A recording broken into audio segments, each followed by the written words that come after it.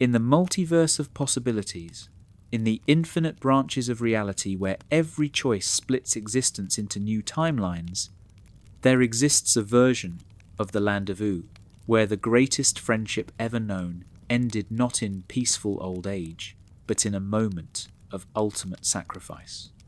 This is the story of what happens when a hero loses his brother, when Jake the dog makes the choice that saves Finn the human but costs him everything. This is the exploration of grief, growth, and the question that haunts every survivor. Who would I have become if they had lived? To understand the weight of this divergence, we must first understand what was supposed to happen. In the canonical timeline, Finn and Jake face the Lich in the ruins of Princess Bubblegum's castle. The Lich, that ancient cosmic evil, that scholar of death and entropy, attempts to use the Enchiridion to access the time room and wish for the extinction of all life.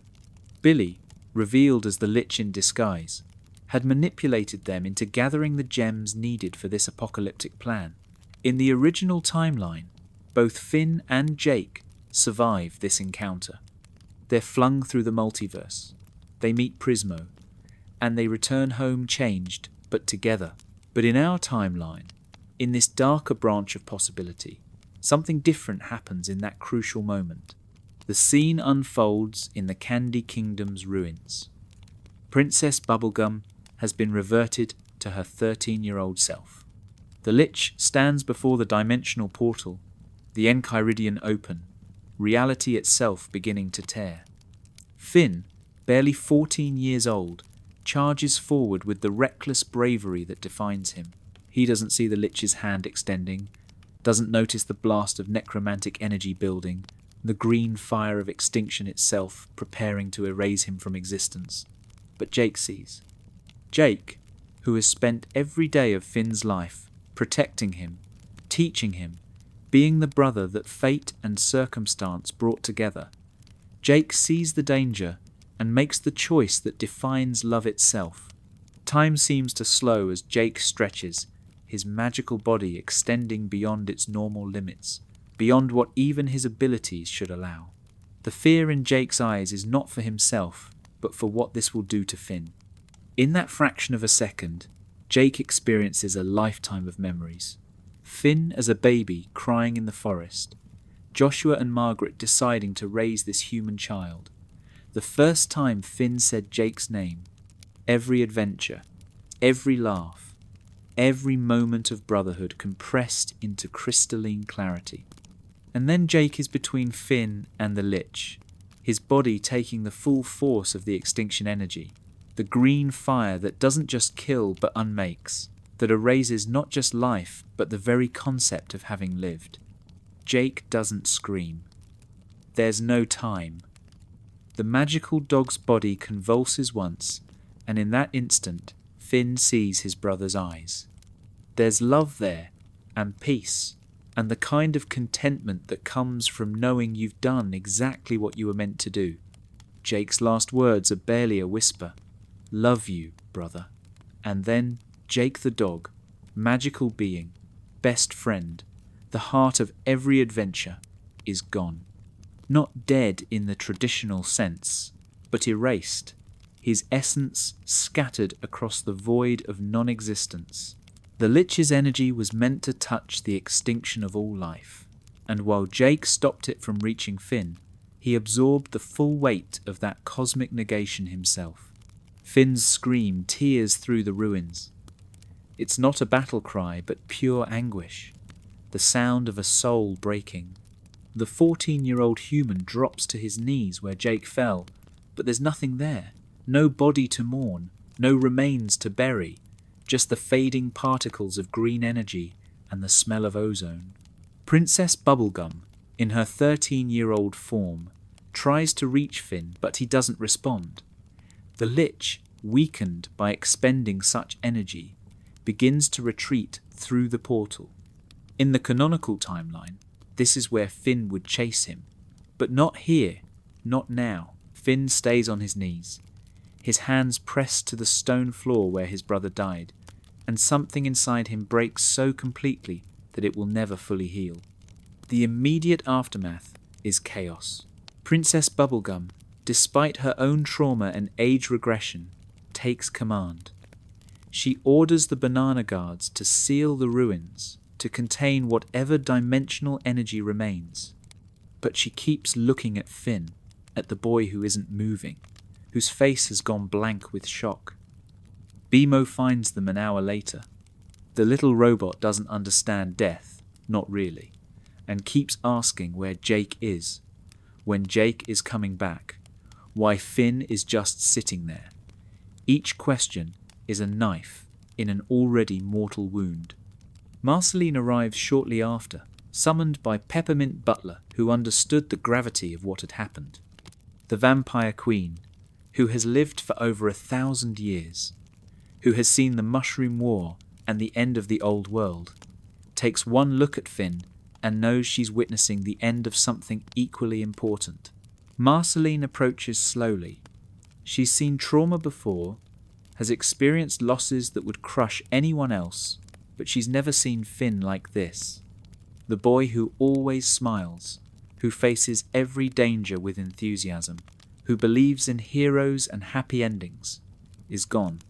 What sits in the ruins is a shell, a body without a pilot, eyes that stare at nothing and see everything. Finn, Marceline says softly. No response. She kneels beside him, and for once the immortal vampire doesn't know what to say. What do you tell someone who has just lost their entire world? How do you comfort someone whose concept of safety, of family, of everything good has just been erased before their eyes?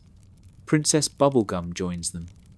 Even at 13, even in shock from her own transformation, she's trying to be rational. "We need to get him inside," she says. He's in shock. Medically speaking, this level of trauma can cause the body to shut down. But Marceline shakes her head. This isn't medical, Bonnie. This is something else. The vampire has seen enough death to recognize the look in Finn's eyes.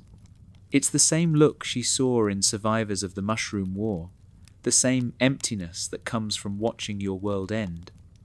She's about to try speaking to Finn again when the boy finally moves. He stands up slowly, mechanically, and without a word begins walking toward the treehouse. The journey back to the treehouse becomes a grim procession. Marceline floats alongside Finn, ready to catch him if he falls. Princess Bubblegum follows, giving orders to her banana guards. Bimo rolls beside them, still asking questions that nobody can answer. The citizens of Ooo who see them pass fall silent.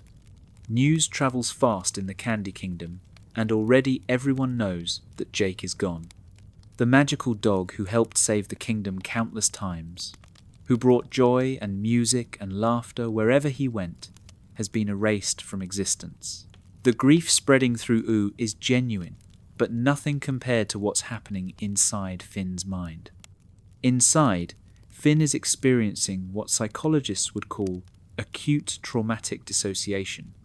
His consciousness has separated from reality as a defense mechanism against unbearable pain. He walks, he breathes, his body functions, but his mind has retreated to somewhere the horror can't reach, except there is no such place. Every thought circles back to Jake. Every memory is now a source of agony. The treehouse, once a place of warmth and safety, now looms ahead like a monument to loss. Every room will be filled with Jake's absence. Every object will be a reminder. The video games they played together, the kitchen where Jake cooked, the bedroom where they slept side by side. How does a 14-year-old boy walk into that house and survive what he finds there? They reach the treehouse as the sun begins to set. The light is golden, beautiful, completely at odds with the darkness of the moment. Finn stops at the base of the ladder, and for the first time since Jake died, he speaks. "I can't go in there." His voice is hollow, empty of everything that makes Finn Finn. Marceline and Princess Bubblegum exchange glances. "You don't have to," Marceline says gently. You can stay at my place. Or the castle. But Finn shakes his head. No, I mean I can't, ever. How do I go in there and not see him? How do I live in the place where we live together? The question hangs in the air, unanswerable, because there is no good answer, because this is the impossible reality of grief. Night falls on Ooo, and for the first time in years, Finn the human doesn't sleep in his own bed. He ends up at Marceline's cave house, sitting in her living room while she tries to figure out what to do. Princess Bubblegum has returned to the castle to deal with her own crisis, promising to check in tomorrow. Bimo is in sleep mode, the robot's innocent questions finally exhausted. Marceline sits across from Finn, her bass guitar in her lap, not playing, just holding it like an anchor to reality. She's trying to think of something to say, some wisdom from her 1,000 years of life, but everything feels inadequate. Finally, she simply says, Jake loved you more than anything in any world. Finn's response is barely audible. I know. 2 words that contain universes of pain. He died because he loved me. He died instead of me. And there it is, the survivor's guilt already taking root. Marceline recognizes it immediately because she's felt it herself. He died protecting you, she corrects gently. That's different. Jake made a choice. He chose to save you because that's what love does. But Finn shakes his head. He should have let me die. I'm just one person. Jake had Lady Rainicorn. They were going to have kids. He had a whole life. I'm just a kid who has adventures. The self-hatred in Finn's voice alarms Marceline. This is dangerous territory, the kind of thinking that leads to dark places. Listen to me, Finn, she says, her voice taking on the authority of centuries. Jake didn't think he was choosing between his life and yours. He was choosing whether to be the person he wanted to be, and he wanted to be someone who protected his brother. You can't dishonor that choice by wishing he hadn't made it.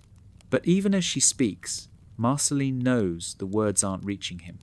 Finn has retreated back into himself, back to that place where nothing can touch him, because feeling anything would mean acknowledging the full weight of his loss. The first night without Jake passes in fractured moments. Finn doesn't sleep, just sits in Marceline's living room, staring at nothing. Marceline stays with him, not talking, just present. She knows from experience that sometimes presence is all you can offer. As dawn breaks, Princess Bubblegum arrives. She's been working through the night, trying to find answers in science and magic, trying to discover if there's any way to reverse what the Lich did. But her expression tells the story before she speaks. I'm sorry, Finn. The type of energy the Lich used, it doesn't just kill, it erases. Jake isn't dead in a way that could be reversed. He's gone from reality itself. The words should break Finn, but instead they seem to activate something. He stands up, and there's a terrible new quality to his movements, something hard and sharp where softness used to be. Then I'm going to make the Lich pay, he says. His voice is flat, emotionless, and somehow that's more frightening than rage would be. Princess Bubblegum steps forward. Finn, you're not ready. You need time to process this, to grieve. Going after the Lich now would be suicide. But Finn looks at her with eyes that have aged years in a single night. Maybe that's okay, he says. And both Marceline and Princess Bubblegum realize they're witnessing something terrible. The birth of a hero who no longer cares if he lives or dies. The days following Jake's death reveal the true depth of how intertwined his existence was with the fabric of Ooo. Lady Rainicorn is found by tree trunks 3 days after the event, hovering motionless in the clouds above the treehouse. The Korean-speaking rainbow unicorn hasn't moved since she felt Jake's life force extinguish. the psychic connection they shared severed in a way that left her hollow. When they finally convince her to come down, the light in her horn has dimmed. She doesn't speak, not even in Korean. She simply flies to the treehouse and curls up on Jake's side of the bed, her body racked with silent sobs that shake her entire form. Finn watches this from the doorway. He's returned to the treehouse not because he's ready, but because Marceline convinced him that abandoning it would be abandoning Jake's memory. But seeing Lady Rainicorn's grief cracks something in the armour he's been building. He approaches slowly, sits on the edge of the bed. "I'm sorry," he whispers. It's the first genuine emotion he's shown since that night at Marceline's. Lady Rainicorn lifts her head, and even though Finn can't understand her words, the meaning is clear in her eyes. They've both lost the same person. They're both drowning in the same ocean of grief. The treehouse becomes a shrine to absence. Bimo tries to maintain normalcy, suggesting video games and movies, but every activity is a reminder. Jake's controller sits unused. His favourite games remain paused at levels they were playing together. The kitchen, once filled with Jake's experimental cooking and terrible viola playing, is silent. Finn moves through the rooms like a ghost haunting his own life. He doesn't eat unless someone forces him to. He doesn't sleep unless exhaustion claims him. And when he does sleep, the nightmares come. Endless variations of that moment. Scenarios where he's faster, stronger, smarter. Where he saves Jake instead of watching him die. Princess Bubblegum institutes what she calls grief protocols. She's researched human psychology extensively, understanding that Finn's species processes loss differently than most Ooo inhabitants. She visits daily, bringing food that Finn doesn't eat and trying to engage him in conversation that goes nowhere.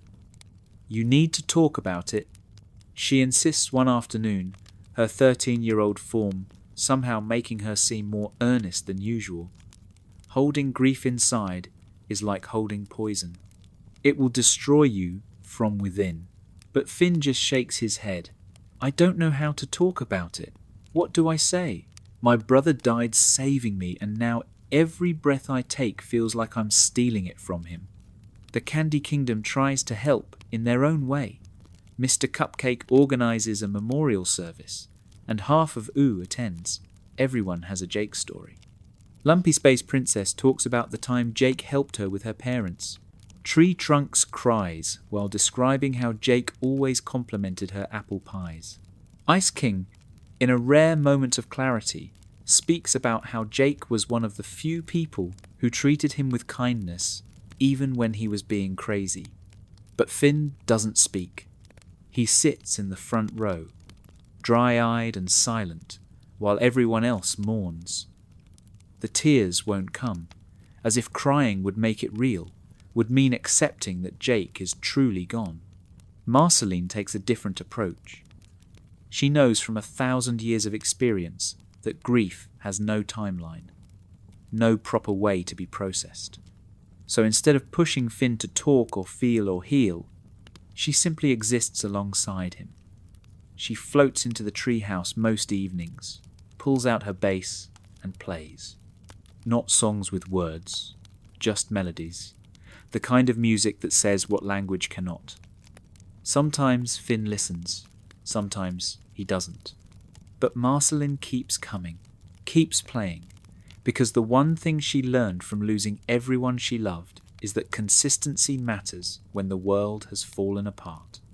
The first time Finn ventures out after the funeral is 2 weeks later. Princess Bubblegum needs help with a rogue candy person who's gone feral near the forest border. In the old timeline, this would be a simple mission, maybe even a fun one. Jake would have made jokes, stretched into silly shapes, turned potential danger into an adventure. But Finn goes alone now, and the difference is stark. He approaches the situation with mechanical efficiency. No banter, no creativity, just cold effectiveness.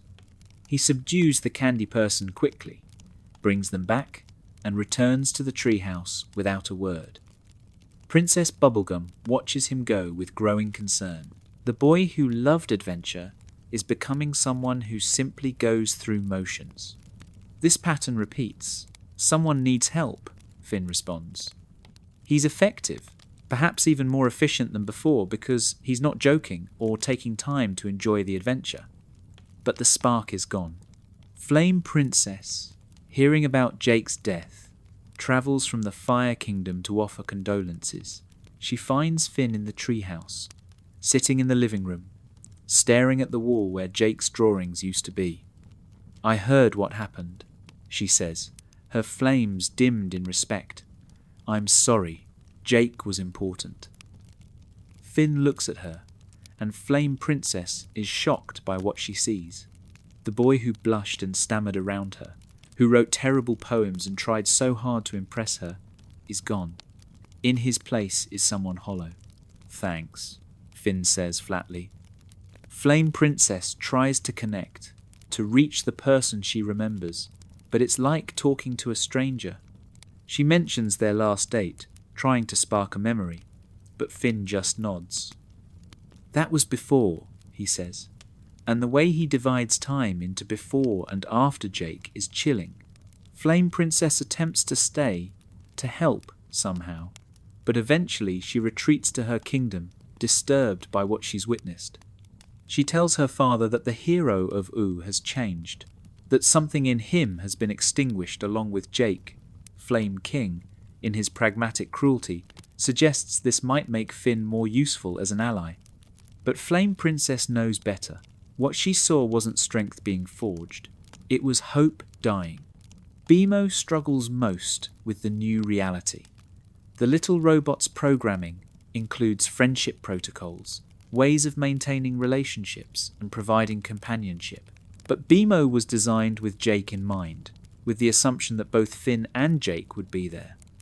Now the treehouse dynamic is broken. Bimo tries to initiate games, but Finn rarely responds. The robot attempts to show movies, but Finn just stares through the screen. One night, Bimo plays a recording from 6 months ago. Finn and Jake laughing over some joke, their voices full of warmth and life. Finn asks Bimo to delete it. "I can't hear that," he says. "I can't hear him being happy when he's never going to be happy again." Lady Rainicorn begins visiting daily. She and Finn don't communicate in words, the language barrier still present, but they share something deeper, the specific grief of losing Jake. They sit together in silence, two beings trying to figure out how to exist in a world that feels fundamentally wrong. Sometimes Lady Rainicorn rests her head on Finn's shoulder. Sometimes Finn reaches up to touch her mane. These moments of shared sorrow are the only times Finn seems remotely connected to anything. Princess Bubblegum, observing this, notes in her scientific journals that grief sometimes creates bonds that transcend language, that shared loss is its own form of communication. 1 month after Jake's death, Finn makes a decision that alarms everyone who cares about him. He announces he's going to train to become stronger, to make sure he's never helpless again. On the surface, this sounds positive, like he's channeling grief into improvement. But the way Finn approaches this training reveals the darkness beneath. He's not trying to become a better hero, he's trying to become a weapon. He spends hours each day practicing sword work until his hands bleed. He pushes his body past exhaustion. He seeks out dangerous situations, not to help people, but to test himself, to punish himself, to prove something to the ghost of his brother. Marceline confronts him after she finds him in the evil forest at 3 a.m, fighting a pack of demon wolves alone. "What are you doing?" she demands, pulling him away from the battle. Finn's face is covered in scratches, his clothes torn. "Getting stronger," he says simply. Marceline grabs his shoulders. "No, you're trying to get yourself killed. There's a difference, Finn." Jake didn't sacrifice himself so you could throw your life away, but Finn pulls away from her. Jake sacrificed himself because I wasn't strong enough to protect myself. If I had been better, faster, stronger, he wouldn't have needed to die for me. So that's what I'm fixing. The logic is flawed, born from trauma rather than reason, but Finn believes it absolutely. He begins seeking out mentors, not to learn Jake's wisdom, but to learn combat. He goes to Rattleballs, the ancient gumball guardian, and learns advanced sword techniques. He studies with the gladiator ghosts, learning their brutal efficiency. He even approaches Huntress Wizard, asking her to teach him tracking and survival. Each teacher sees the same thing, a boy trying to forge himself into something sharp enough to cut away his pain. But pain doesn't work that way. It's not an enemy that can be defeated through training. It's a wound that needs time and care to heal, and Finn refuses to give it either. Princess Bubblegum tries a scientific approach. She creates what she calls mood stabilizers, candy-based compounds designed to help Finn process his trauma. But when she offers them, Finn refuses. "I don't want to feel better," he says. "Jake died feeling everything. The least I can do is feel this." Princess Bubblegum wants to argue, to explain that Jake would want him to heal, but she recognizes the stubborn set of Finn's jaw. This is the same determination that made him a hero, now turned inward and destructive. She leaves the medication anyway, hidden in Jake's old room, hoping Finn will change his mind. He doesn't touch it. 2 months after Jake's death, the first major crisis occurs. The Ice King, in one of his schemes, accidentally unleashes a horde of ice creatures that threaten the Candy Kingdom. In the old timeline, Finn and Jake would have handled this with a mix of action and humour, probably ending with Jake shapeshifting into something ridiculous. But Finn responds alone, and his approach is brutal. He doesn't try to find a clever solution or minimise harm. He simply destroys every ice creature with mechanical efficiency, his face empty of emotion even as he cuts through magical ice with his sword. The Candy Kingdom is saved, but everyone who watched feels disturbed by what they saw. "That wasn't heroic," Peppermint Butler observes to Princess Bubblegum afterward. "That was violent." Princess Bubblegum nods grimly. She's been tracking Finn's psychological state, documenting the changes, and the data is alarming. Finn is developing what human psychologists would recognize as complex post-traumatic stress disorder, combined with major depressive disorder and suicidal ideation. The boy who once represented hope and heroism is becoming something darker, shaped by loss into a weapon rather than a person. And the worst part is, everyone in Ooo is so grief-stricken over Jake's death that they don't know how to help Finn through his. The treehouse changes during these months. Finn can't bring himself to alter anything of Jake's, so the house becomes a museum of frozen time. Jake's side of the bedroom remains exactly as he left it. His viola sits in the corner, gathering dust. His drawings stay on the walls. But Finn's side of the house transforms. He removes most of his possessions, keeping only essentials.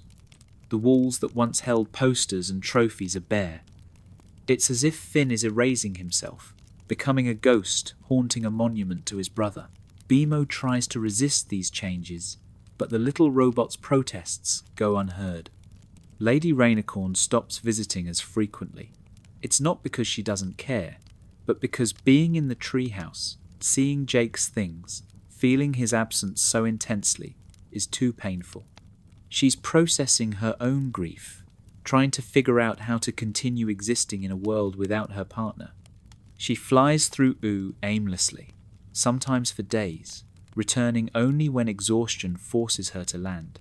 The other inhabitants of Ooo worry about her too, but grief has scattered everyone who loved Jake. They're all trying to survive their own pain, and nobody has enough left over to properly help anyone else. 3 months after Jake's death, Finn experiences his first major flashback. He's in the market district of the Candy Kingdom when a flash of yellow catches his eye, some banana guard's uniform. For a split second, his traumatized brain interprets it as Jake's fur, and suddenly he's back in the ruins, watching his brother die. The flashback is so vivid, so complete, that Finn drops to his knees in the middle of the street, gasping for air. The panic attack that follows is severe enough that Princess Bubblegum has to be called. She finds Finn hyperventilating, his eyes unseeing, trapped in that moment of loss over and over. She gets him to her castle, into her private laboratory, where she can monitor his vital signs.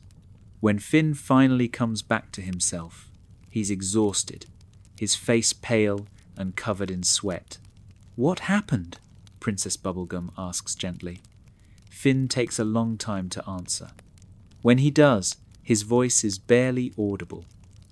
"I saw him die again. It was like it was happening right now. I couldn't breathe. I thought I was going to die too." This is the first time Finn has really described his experience of Jake's death, and Princess Bubblegum documents every word. She recognizes this as a symptom of severe trauma, the kind that requires serious intervention. "Finn," she says carefully, "you need professional help. What you're experiencing is beyond what friends can address. There are therapists, even in Ooo. Dr. Princess specializes in psychological care." But Finn shakes his head violently. "No, I don't need someone to tell me how to feel. I know how to feel. I feel like I should have died instead of Jake. I feel like every day I'm alive is a day Jake should have had. Talking about it won't change that." Princess Bubblegum wants to argue, to explain that therapy isn't about changing feelings, but about learning to live with them. But she can see Finn is closed off to the idea completely. The flashbacks become more frequent. Certain triggers set them off.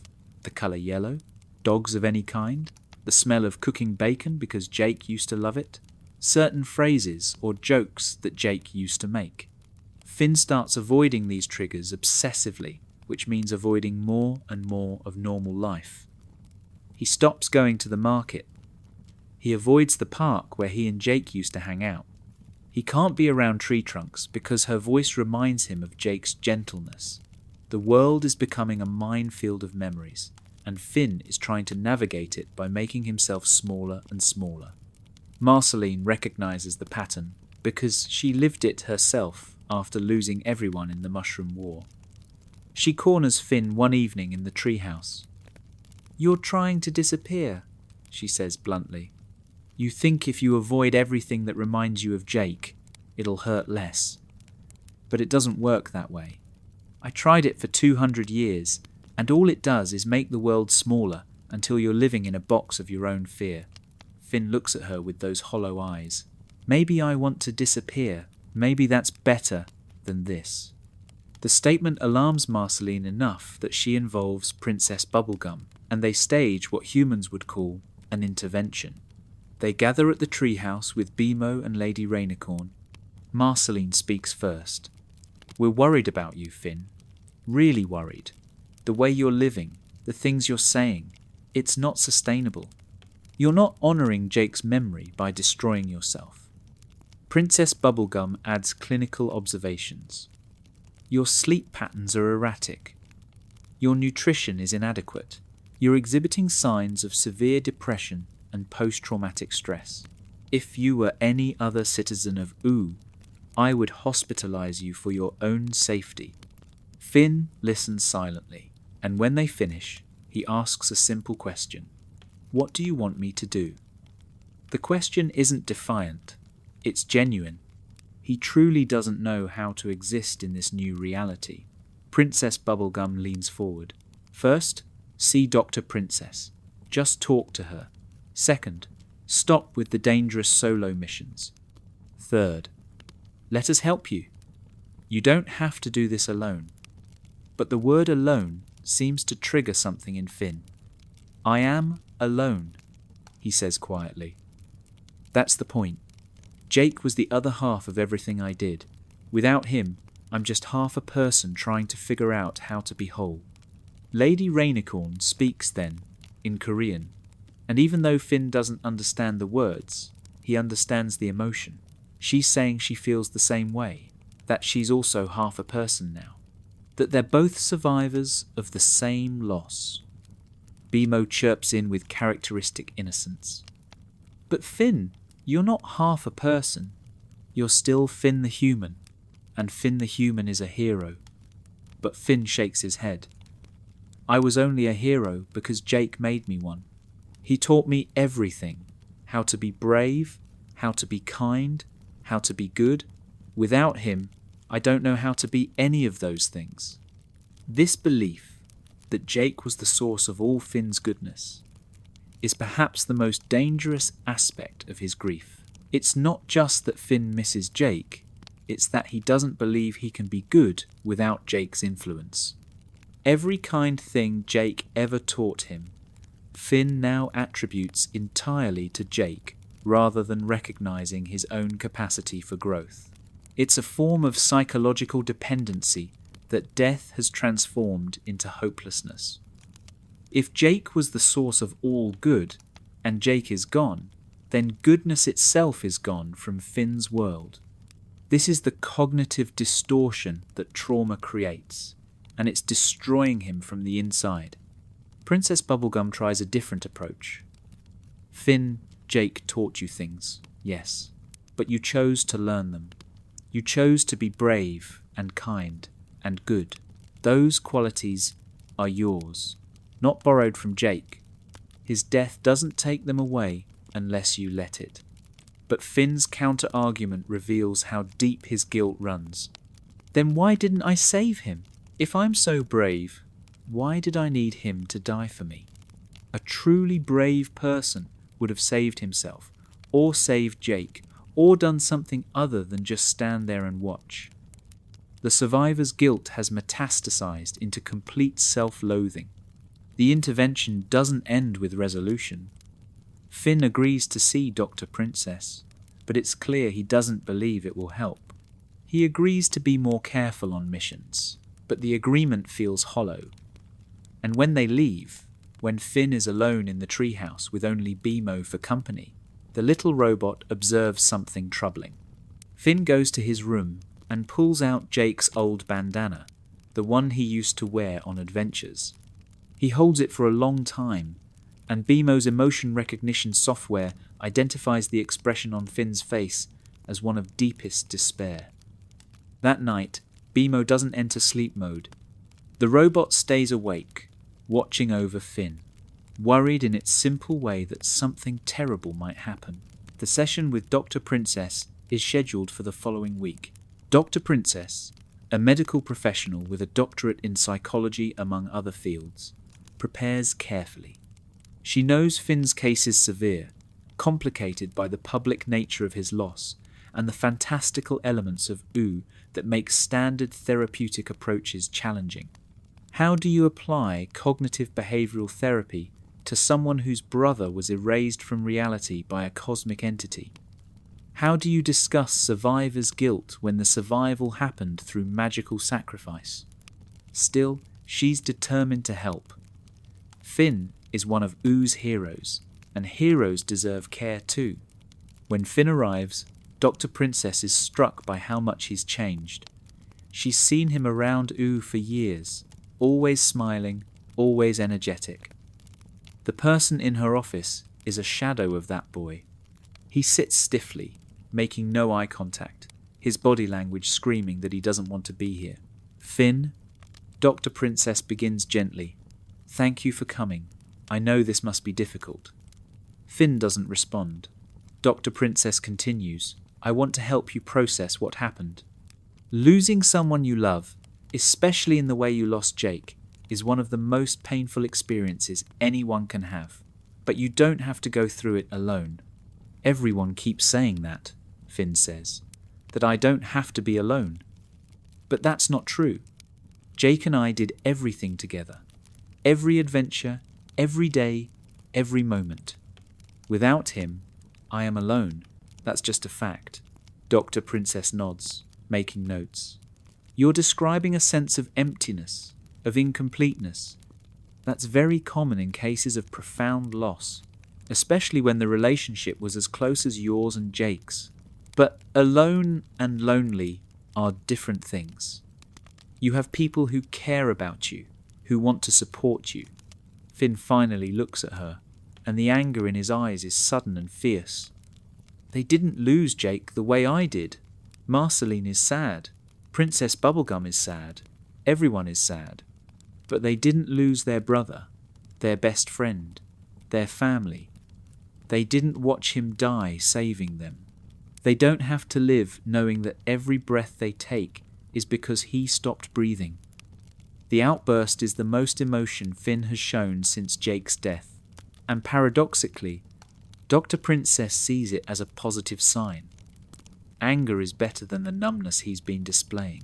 You're right, Dr. Princess says calmly. Nobody else experienced your exact loss. Your grief is unique to you, but that doesn't mean it can't be shared, understood, or eased. Finn, do you know what survivor's guilt is? Finn shakes his head. Dr. Princess explains. It's a condition where someone who survives a traumatic event, especially one where others died, feels guilty for surviving. They believe they should have died instead, or that their survival is somehow wrong. It's very common, and it's very treatable. I don't want to treat it, Finn says. I should feel guilty. Jake died because of me. If I stop feeling guilty, doesn't that mean I've forgotten him? Doesn't that mean his death didn't matter? This is the core of Finn's resistance to healing. He's conflated grief with memory, guilt with love. He believes that feeling better would be a betrayal of Jake. Dr. Princess leans forward. Finn, healing doesn't mean forgetting. It means learning to carry the loss without being destroyed by it. Jake sacrificed himself to save you. Do you think he'd want you to spend the rest of your life in pain? The question seems to break through something. Finn's face crumples, and for the first time since Jake's death, tears come.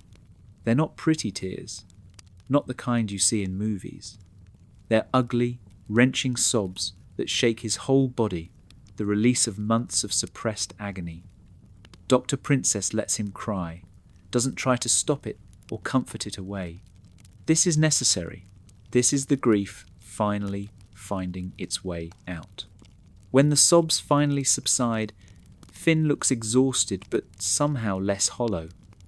I miss him so much, he whispers. I don't know how to be me without him.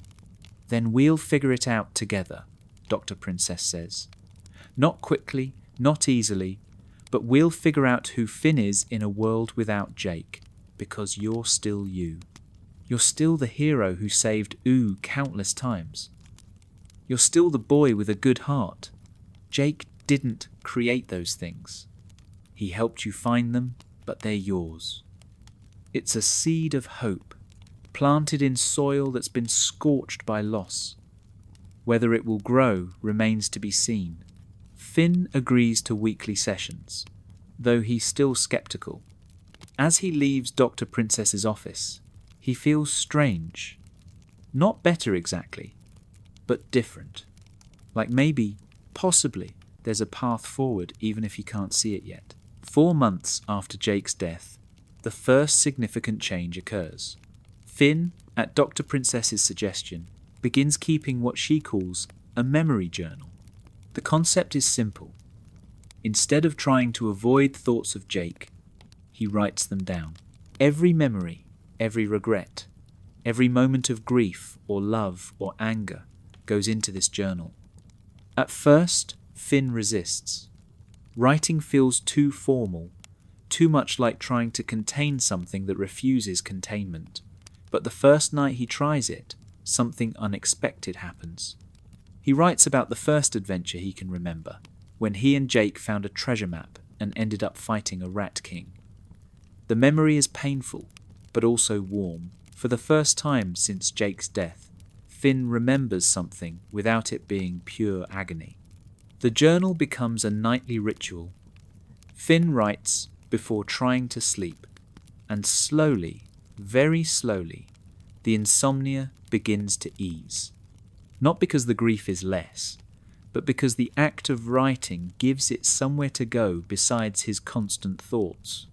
He writes about Jake's laugh, about the way Jake would stretch to reach high places, about stupid jokes and serious conversations. He writes about their fights, too, the times they disagreed or got frustrated with each other. Dr. Princess says this is important. Remembering someone as they really were, not as a perfect saint, is part of healthy grief. Jake was wonderful, but he was also flawed, and remembering both honours the truth of who he was. During one session, Dr. Princess asks Finn to describe his last good memory with Jake before the Lich fight. Finn thinks for a long time. "We were in the treehouse," he finally says. It was morning. Jake was making breakfast, trying to flip pancakes by stretching his arm really long. He kept missing, and the pancakes were landing everywhere except the pan. I was laughing so hard I couldn't breathe. Jake was laughing too, even though he was covered in pancake batter. And I remember thinking, this is perfect. This is everything I need. Just me and my brother, laughing over stupid pancakes. The memory makes Finn cry, but it's a different kind of crying than before. There's sadness, yes, but also something else. Gratitude, maybe, that he had that moment at all. Dr. Princess smiles gently. That's a beautiful memory, Finn, and it's still yours. Jake's death didn't take that away. You still had that morning, that laughter, that love. Nothing can erase that. Finn nods slowly, beginning to understand what she means. The good times with Jake aren't negated by how things ended. They exist independently, solid and real, and he can still hold them even though Jake is gone. This realization marks a subtle shift in Finn's grieving process. He's moving, incrementally, from acute grief to integrated grief. This doesn't mean he's over it, or even that the pain is less intense.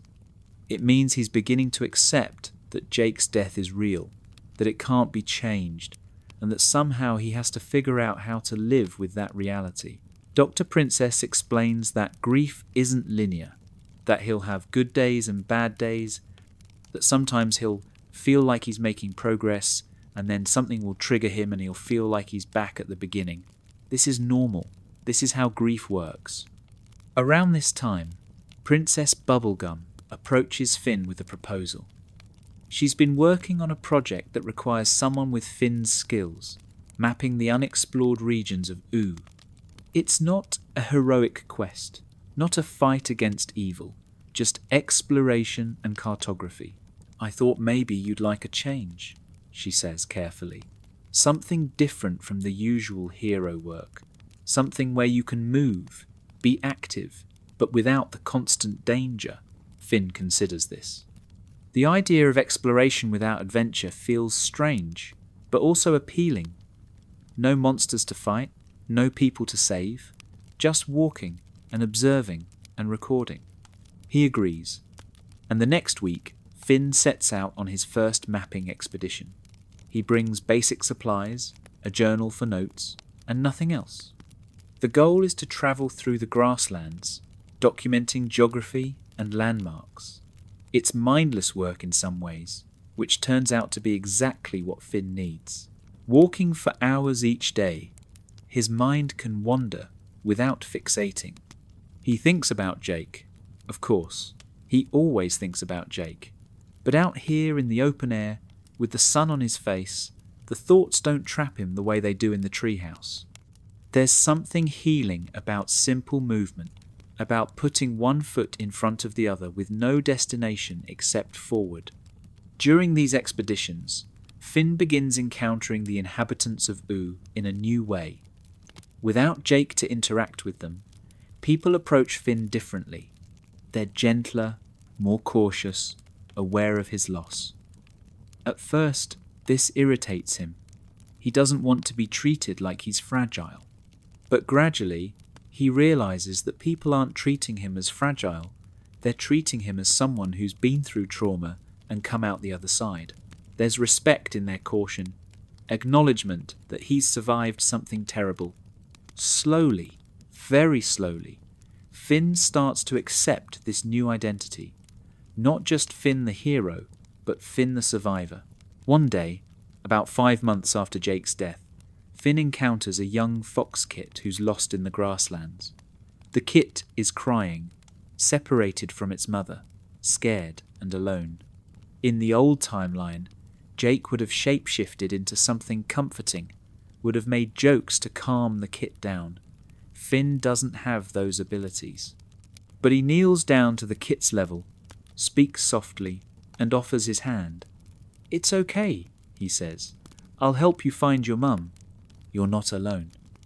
And in that moment, Finn realizes he's using Jake's words, Jake's gentle tone, Jake's approach to frightened creatures. The things Jake taught him are still there, still part of who he is. He helps the kit find its mother, and afterward he sits by a stream and cries. But these tears are different from before. They're not just grief, they're also recognition. Jake isn't gone completely. He lives on in everything he taught Finn, in every kindness Finn learned from him, in every approach to heroism that Jake modelled. This doesn't make Jake's death okay, doesn't make the loss any less painful, but it adds a layer of meaning that Finn desperately needs. Jake's life mattered. The things Jake taught him mattered, and by living those lessons, Finn keeps Jake alive in a small but important way. When Finn returns from his expedition and tells Dr. Princess about the fox kit, she nods approvingly. "That's significant progress, Finn. You're beginning to internalize that Jake's influence didn't die with him. The lessons he taught you, the love he showed you, those are part of your identity now. You carry them forward." Finn asks the question that's been haunting him. But is that enough? Can lessons and memories replace having him here? Dr. Princess's answer is honest. No, nothing replaces him. But they can give his death meaning, and they can help you continue living. That's not a replacement, but it is something to hold on to. The mapping project continues for months, and it becomes Finn's primary activity. He's not doing traditional hero work anymore, not seeking out villains to fight or kingdoms to save. Princess Bubblegum handles most crisis situations with her guards. Marceline takes care of supernatural threats, and the other inhabitants of Ooo step up in their own ways. Finn's absence from traditional heroism is noticed, but people understand. The hero is healing, and healing takes time. Some criticize this, saying, Ooo needs its champion. But Princess Bubblegum shuts down these complaints firmly. Finn gave everything to Ooo for years. Ooo can wait while he recovers. During one mapping expedition, Finn encounters something that changes his perspective further. He finds an ancient tree in the deep forest, thousands of years old, that has a massive scar down its trunk. Something, long ago, nearly destroyed this tree. But the tree didn't die. It healed around the wound, grew new bark, adapted. The scar is still there, always will be, but the tree is alive and thriving.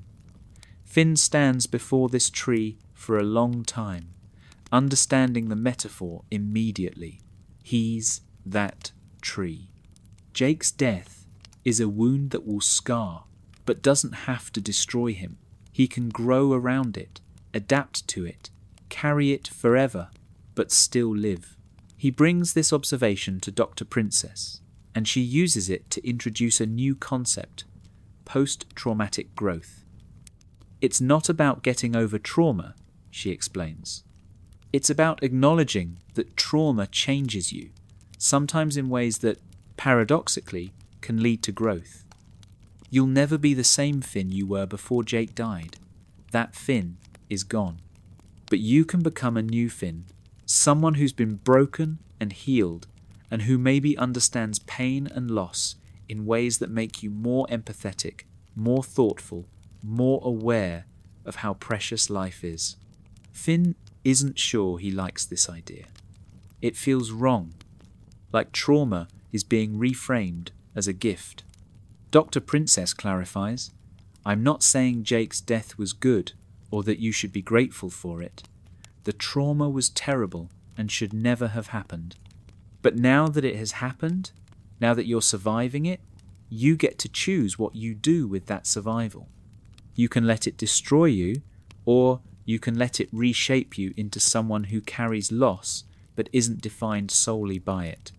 It's a difficult concept, and Finn doesn't fully accept it yet, but the seed is planted. 6 months after Jake's death marks a turning point. Lady Rainicorn appears at the treehouse one morning, and for the first time since Jake died, she's not alone. Behind her, wobbling in the air, are 5 tiny creatures, Jake and Lady's pups. They've been growing inside Lady all this time, magical gestation taking its course even through grief. The pups are half dog, half Rainicorn, and utterly beautiful. They have Jake's colouring mixed with Lady's rainbow sheen. They make small yipping sounds that are somehow also musical chirps. And when Finn sees them, something inside him breaks and heals simultaneously. Lady Rainicorn speaks in Korean, and even though Finn doesn't understand the words, he understands the meaning. She's asking if he wants to meet his nieces and nephews, if he's ready to be part of their lives. Finn drops to his knees, and the pups, curious and innocent, float over to investigate. They tumble around him, yipping and chirping, completely unaware of the weight of the moment. One of them, a little male with Jake's exact colouring, licks Finn's face, and Finn, who hasn't genuinely smiled in half a year, smiles. It's small, tentative, and laced with sadness, but it's real. "They have his eyes," Finn whispers to Lady Rainicorn. She nods, tears streaming down her rainbow face. The pups represent both loss and continuation, grief and hope intertwined. Jake is gone, but part of him lives on in these 5 perfect creatures. Finn reaches out carefully, letting the pups sniff his hands, climb on his shoulders. One of them, a little female, settles in Finn's lap and closes her eyes, immediately trusting. And in that moment, Finn feels something he hasn't felt since Jake died. Responsibility not born from guilt, but from love. These pups need him. They'll grow up without their father, but they don't have to grow up without family. Princess Bubblegum, who arranged this meeting with Lady Rainicorn, watches from a distance. She's been documenting Finn's psychological recovery, and this moment is significant. The smile, however small, indicates genuine emotion breaking through the depression. The gentle way Finn handles the pups shows his capacity for tenderness hasn't been destroyed.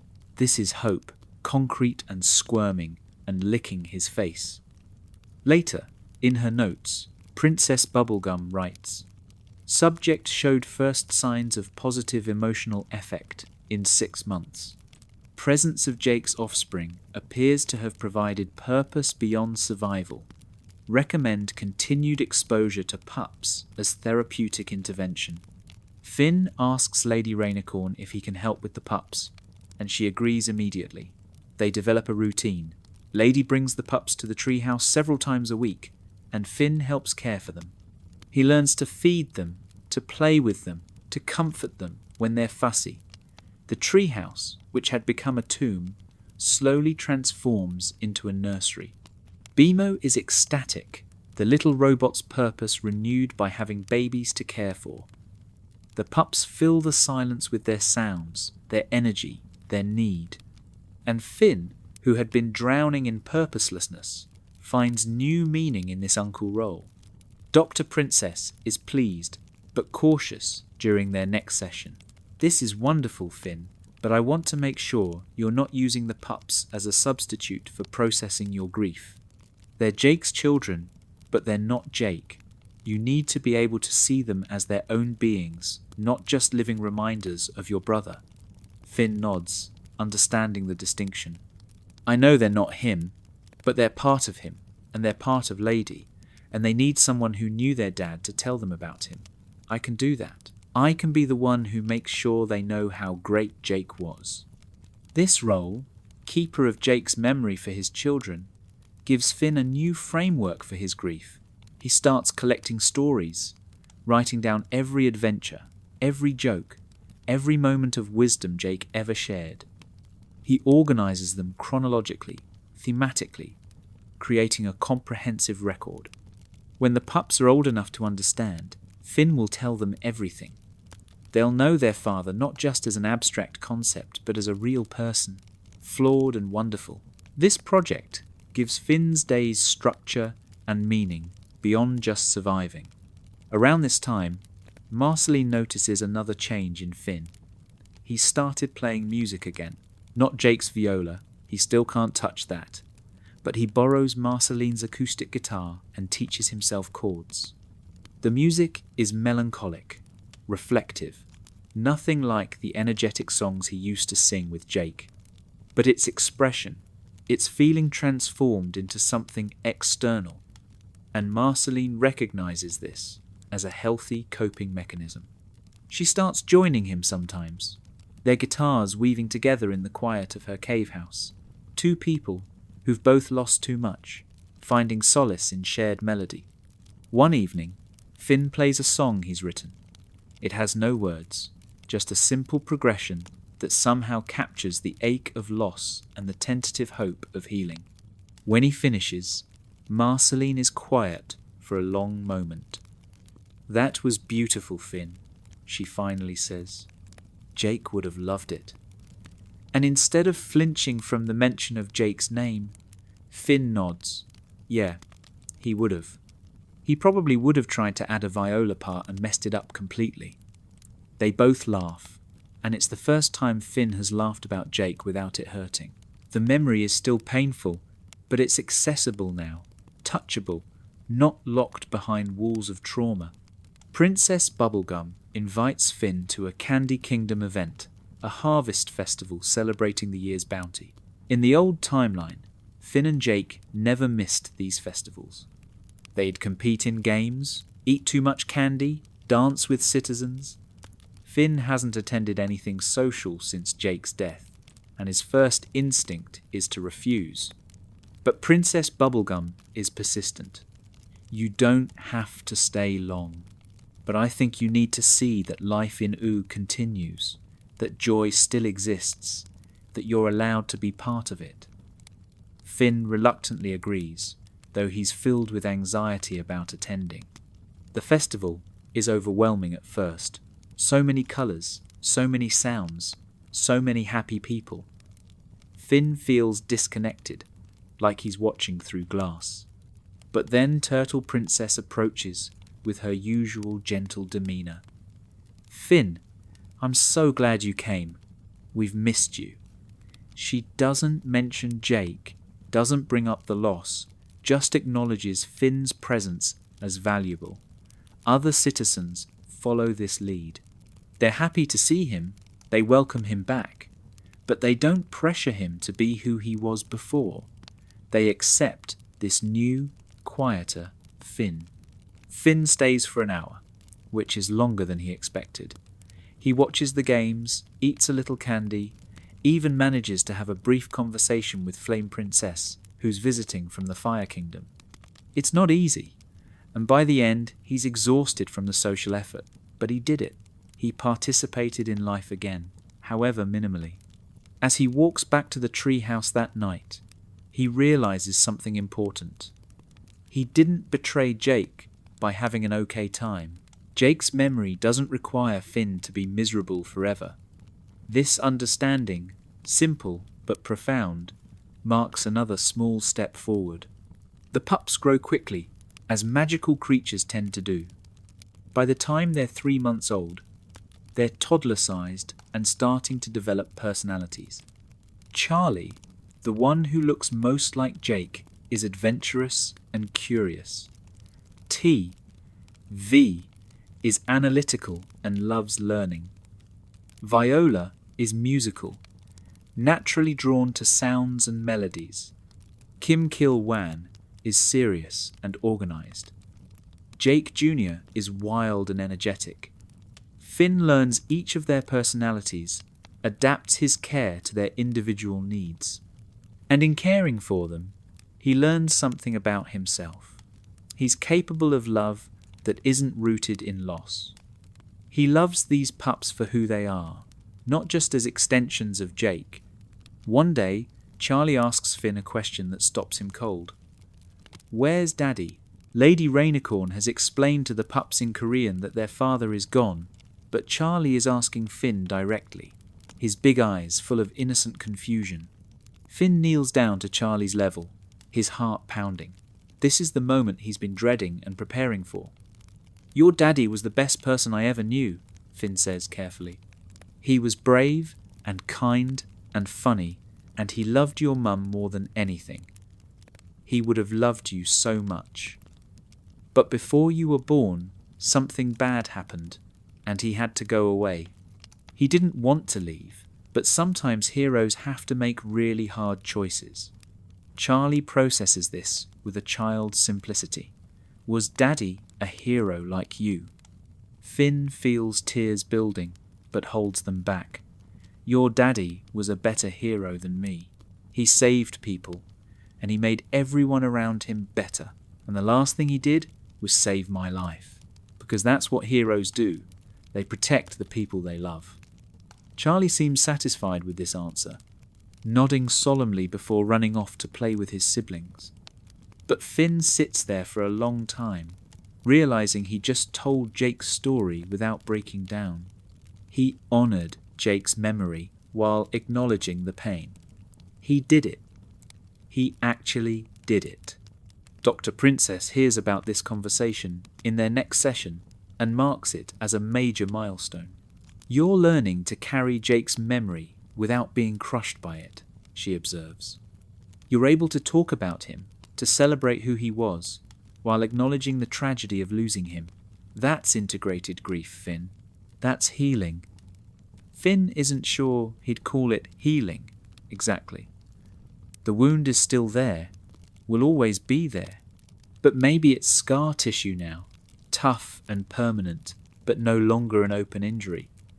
Maybe he's learning to be that ancient tree with the scar down its trunk, alive despite the damage. 7 months after Jake's death, Finn makes a decision that surprises everyone. He wants to return to active hero work. Not the mapping expeditions, not the safe exploration, but actual heroism. Princess Bubblegum is immediately concerned. "Are you sure you're ready?" she asks. "There's no shame in taking more time." But Finn shakes his head. "I've been taking time. I've been healing, or whatever this is. But Ooo still needs heroes, and I'm still here. Jake saved me so I could keep living, keep helping people. I need to honor that." Dr. Princess is consulted, and she's cautiously optimistic. Finn has made significant progress. His depression, while still present, is manageable. The suicidal ideation has decreased substantially. He's developed coping mechanisms and support systems. I think returning to heroism could be positive, as long as it's done gradually and with proper safeguards. They establish rules. Finn doesn't go on dangerous missions alone. He checks in regularly.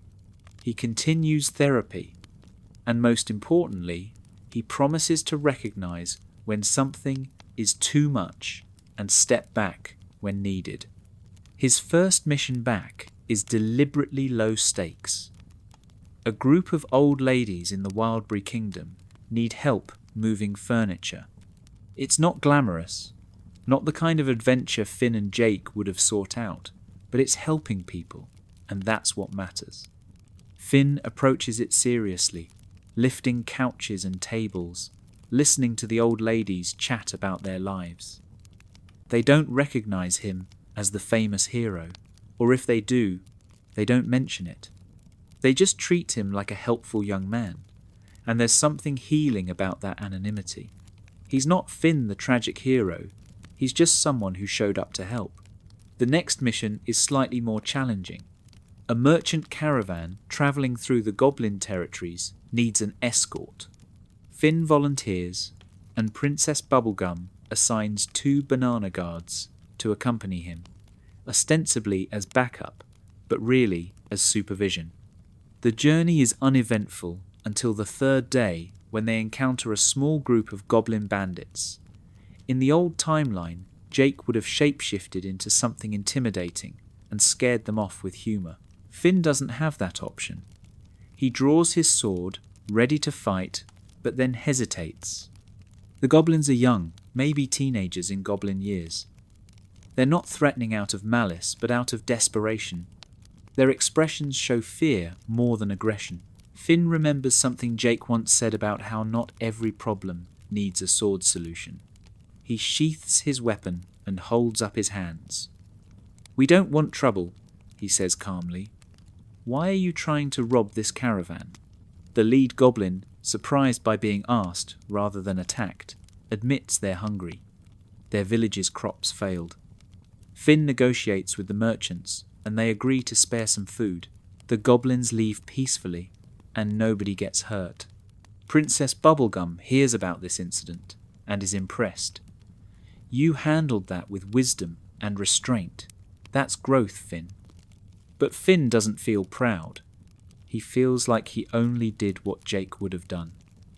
The difference is, he's beginning to understand that doing what Jake would have done is using Jake's lessons, which means those lessons are now his. The distinction is subtle but important. He's not imitating Jake anymore, he's embodying the things Jake taught him. It's a small shift in self-perception, but it matters. Over the following weeks, Finn takes on more missions. He helps rebuild a bridge in the Mountain Kingdom. He mediates a dispute between 2 rival candy factions. He rescues a group of children who wandered into a cave system. Each mission is different, and each one teaches Finn something about who he's becoming. Without Jake beside him, he can't rely on their established dynamic. He has to make decisions independently, trust his own judgment, develop his own approach to heroism. It's terrifying and lonely, but it's also empowering in a way he didn't expect. During this time, Marceline becomes Finn's most frequent adventure companion. She doesn't try to replace Jake, doesn't attempt their old dynamic. Instead, she brings her own perspective, 1,000 years of experience, a darker sense of humour, and a willingness to call Finn out when he's being self-destructive. Their friendship deepens in a new way. Where Jake was protective and nurturing, Marceline is challenging and honest. She pushes Finn to examine his assumptions, to question his heroic impulses, to think more critically about the world around him. One night, after a particularly exhausting mission involving a haunted well, Marceline and Finn sit on the roof of her cave house, watching the stars. "Can I ask you something?" Finn says. Marceline nods. "How did you do it? How did you survive losing everyone? The Mushroom War killed all your friends, your mum, everyone. How are you still here and not completely destroyed?" Marceline is quiet for a long time. "Honestly, I wasn't okay for a long time. Couple centuries, maybe. I did a lot of destructive things, hurt people I cared about, turned into someone I didn't like. But eventually I realized something. The people I loved wouldn't have wanted me to stop living. They would have wanted me to keep going, to find new connections, to honor them by being someone they'd be proud of." Finn absorbs this. "Do you still think about them?" he asks. Marceline smiles sadly. "Every day. They're part of who I am. But the pain changed. It's not the raw, bleeding wound it was at first. It's more like a deep ache, always there, but bearable. And sometimes I remember them and it makes me happy instead of just sad. That's how you know you're healing, when the memories can bring joy again. Finn isn't sure he believes he'll ever get to that point, but hearing Marceline say it gives him something to hope for. 8 months after Jake's death, Flame Princess seeks out Finn with a proposal. The Fire Kingdom is facing a diplomatic crisis with the Ice Kingdom, and she needs a neutral mediator. Finn is hesitant. He and Flame Princess dated once, in what feels like another lifetime. Their relationship ended badly, complicated by Finn's emotional immaturity and her volatile nature. But she's asking not as an ex-girlfriend, but as one leader to another. "I trust you, Finn," she says. "You see things clearly. You're fair. Will you help?" The negotiation takes place in neutral territory, a field between the two kingdoms. Ice King is there, currently in one of his more lucid phases. The issue is boundary disputes, specifically about a glacier that's been melting and flooding Fire Kingdom territory. In the old timeline, Jake would have made jokes to lighten the tension. Finn doesn't have that tool, so he tries a different approach. He listens. He lets both sides explain their perspectives fully without interrupting.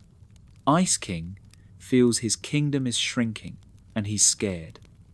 Flame Princess feels her people are being threatened. Both are coming from fear, not malice. Finn proposes a solution. Ice King uses his powers to redirect the meltwater into an irrigation system that benefits a neutral kingdom, the Wildberry Kingdom, which has been in drought. This way, Ice King's glacier melts safely. Fire Kingdom isn't flooded, and a third party benefits from the cooperation. Both rulers are surprised by the creativity of the solution. They agree, and the crisis is averted. Afterward, Flame Princess approaches Finn. "That was impressive. You've changed." Finn nods. "Had to. Things happened." She doesn't push for details, respects his privacy. "Well, whatever changed you, it made you more thoughtful. That's a good thing." This diplomatic success leads to more.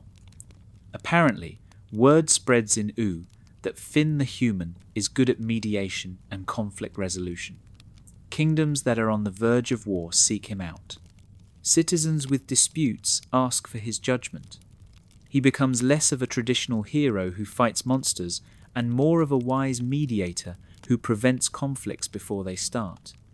It's not the heroism he imagined as a kid, not the glory and adventure he sought with Jake, but it's meaningful work, and it saves lives without violence. Jake would be proud, Finn thinks, and the thought doesn't hurt quite as much as it used to. During one mediation session between two arguing wizards, something unexpected happens. One wizard, trying to make a point, summons a holographic memory of a great magical duel from 50 years ago. The magic goes wrong, and suddenly Finn is pulled into the memory, experiencing it as if he's there. He sees the two wizards in their youth, fighting over a woman they both loved. But what strikes Finn is what happens at the end of the duel. They both lose. The woman chooses neither of them and leaves. The duel was pointless, solved nothing, just created decades of resentment. When Finn emerges from the memory, he's shaken, but also clear. "You've been fighting for 50 years over something that was never about you," he tells the wizards. "That woman made her own choice. Your duel didn't change it. And you've wasted half a century on anger that doesn't serve anyone." The bluntness of this statement startles the wizards into silence. Then, slowly, they begin to laugh. It's absurd when put that way. They've been feuding over an ego wound for 50 years. The laughter breaks the tension, and they agree to a truce. Finn walks away from that encounter, understanding something new about grief. Holding on to pain doesn't honour what you lost. Sometimes you have to let go to actually remember clearly. 9 months after Jake's death, BMO presents Finn with something unexpected. A holographic message. I found this in Jake's old files, BMO explains. It's marked to play if Jake ever died. Finn's heart stops. The idea that Jake prepared for this possibility is both comforting and agonizing. Do you want to watch it? BMO asks. Finn isn't sure, but he nods. BMO projects the hologram, and suddenly Jake is there in the living room. Younger, probably recorded years ago, but unmistakably Jake.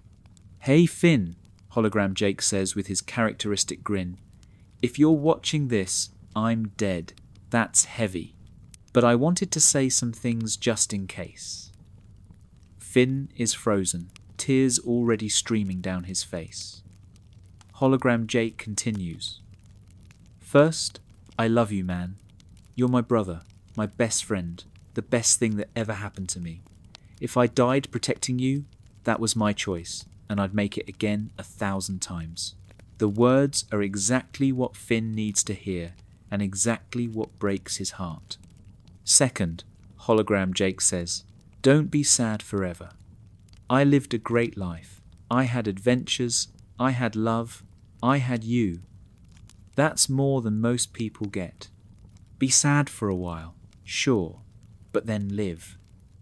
Live so big and so full that it's like I'm still there living through you. Finn is sobbing now, unable to stop. Third, take care of Lady and our pups if we have them. They'll need you. Be the uncle I know you can be. Hologram Jake's expression softens. And finally, remember that you were a hero before you met me, and you'll be a hero after I'm gone. The heroism is in you, Finn. I just helped you see it. So go out there and keep being amazing. Make me proud. Though honestly, you already do. The hologram fades, and Finn collapses onto the floor, crying harder than he has since the first week after Jake's death. But these tears are different. They're not just grief. They're also catharsis, release, acceptance. Jake knew he might die young. Jake prepared for it. And Jake's message is clear. Keep living. BMO sits beside Finn, the little robot's hand on Finn's shoulder. Silent support in the face of overwhelming emotion. They stay like that for an hour, until Finn's tears finally stop and he can breathe again. The message changes something fundamental in Finn. Before, he felt like Jake's death was random tragedy, meaningless suffering.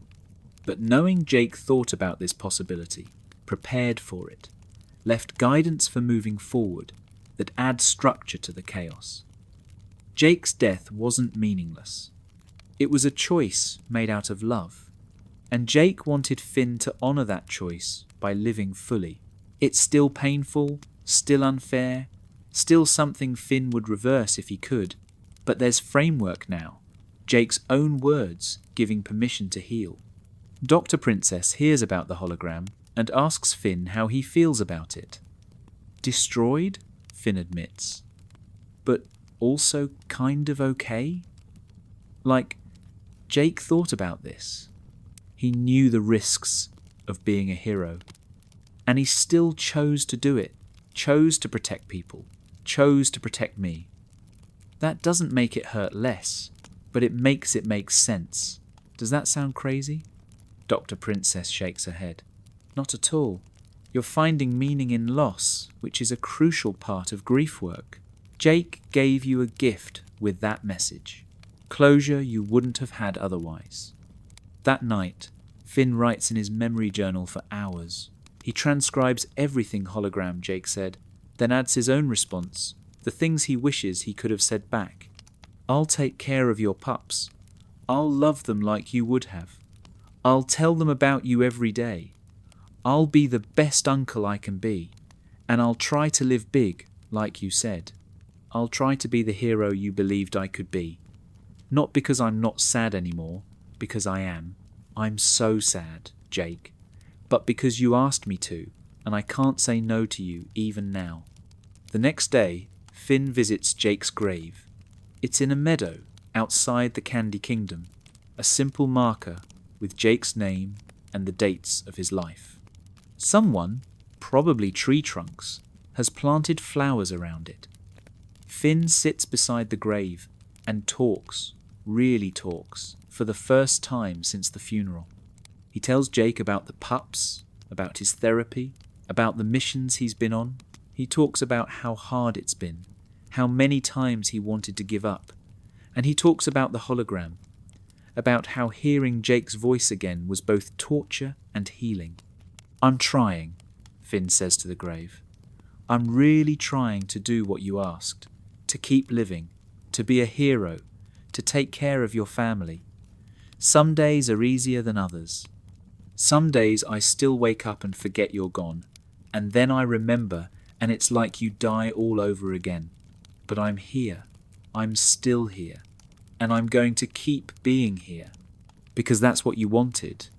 A breeze rustles through the meadow, and Finn chooses to interpret it as Jake's response. A gentle acknowledgement carried on the wind. 10 months after Jake's death, Princess Bubblegum calls Finn to the castle for an important discussion. When he arrives, Marceline is there too, along with several of Oo's other leaders. "We have a problem," Princess Bubblegum begins. "The Ice Kingdom is under attack by an army of ice creatures that Ice King didn't create. They're coming from deep within the glacier, some kind of ancient threat that's been dormant for centuries. We need to stop them before they spread across Ooo. This is the first truly dangerous mission since Jake's death. The first time Finn will face real combat danger. His immediate reaction is fear. Not for himself, but fear that he'll fail, that without Jake he won't be capable of handling a major threat. Princess Bubblegum sees his hesitation. "Finn, you don't have to do this. We can find another solution." But Finn shakes his head. "No, this is what heroes do. Jake would go, so I'm going. The group that assembles for the mission is deliberately chosen. Finn, Marceline, Princess Bubblegum in her combat suit, Flame Princess representing the Fire Kingdom, and, surprisingly, Lady Rainicorn. Lady insists on coming, her first adventure since Jake's death. She wants to honour her partner's memory by continuing the work they did together. The pups are left with Bimo and tree trunks. As they prepare to depart, Finn feels the old anticipation of adventure, but it's tempered now with caution, with awareness of mortality, with the knowledge that not everyone comes home. The journey to the Ice Kingdom takes 2 days. Along the way, the team dynamics become clear. This isn't Finn and Jake plus others. This is a team of equals, each bringing their own skills. Marceline's immortality and strength, Princess Bubblegum's scientific knowledge, Flame Princess's fire powers, Lady Rainicorn's flight and rainbow powers, and Finn brings leadership, strategy, the ability to see how all these pieces fit together. He's not the sidekick anymore, not Jake's partner. He's the coordinator, the one who understands each person's strengths and deploys them effectively. They reach the Ice Kingdom and find it under siege. Ice creatures, ancient and mindless, are pouring from a crack in the glacier. Ice King is trying to fight them off, but he's overwhelmed. The team splits up strategically. Flame Princess melts the smaller creatures. Marceline and Princess Bubblegum handle the larger ones. Lady Rainicorn creates barriers with her rainbow trails. And Finn, analysing the situation, realises the creatures are coming from a specific point. "We need to seal the source," he shouts. "Otherwise they'll keep coming."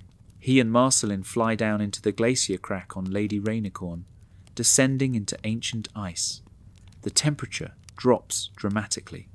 The walls are covered in prehistoric frost, and deep within, they find it, a massive chamber where some forgotten magic has been breeding these creatures for millennia. The chamber needs to be collapsed, sealed forever. Marceline can do it with her strength, but it will take time, and the creatures are swarming. "I'll hold them off," Finn says. "You bring down the ceiling." What follows is the most intense combat Finn has faced since Jake's death. He's alone against dozens of ice creatures, his sword flashing in the dim light. Every movement a fight for survival. He thinks about Jake, about how Jake would want him to be smart, not just brave. He uses the environment, creates choke points, makes the creatures come at him in manageable numbers. He's not trying to be a hero in the flashy sense. He's trying to survive long enough for Marceline to finish. A creature gets through his defense, claws raking across his shoulder. The pain is sharp and immediate, blood hot against cold air. For a moment, Finn thinks this is it. This is where he dies, just like Jake did. But then Marceline roars, her demon form emerging, and brings down tons of ice. The ceiling collapses, sealing the chamber, cutting off the creature source.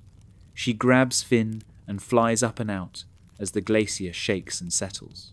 They emerge into sunlight, Finn bleeding but alive, the threat contained. Princess Bubblegum immediately starts treating Finn's wound. It's not fatal, but it's serious. "You were reckless," she scolds, though her hands are gentle as she bandages him. "You could have died down there." Finn nods, wincing.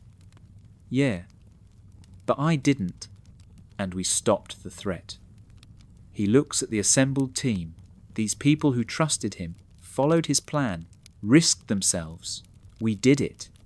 Together. It's not the same as adventuring with Jake.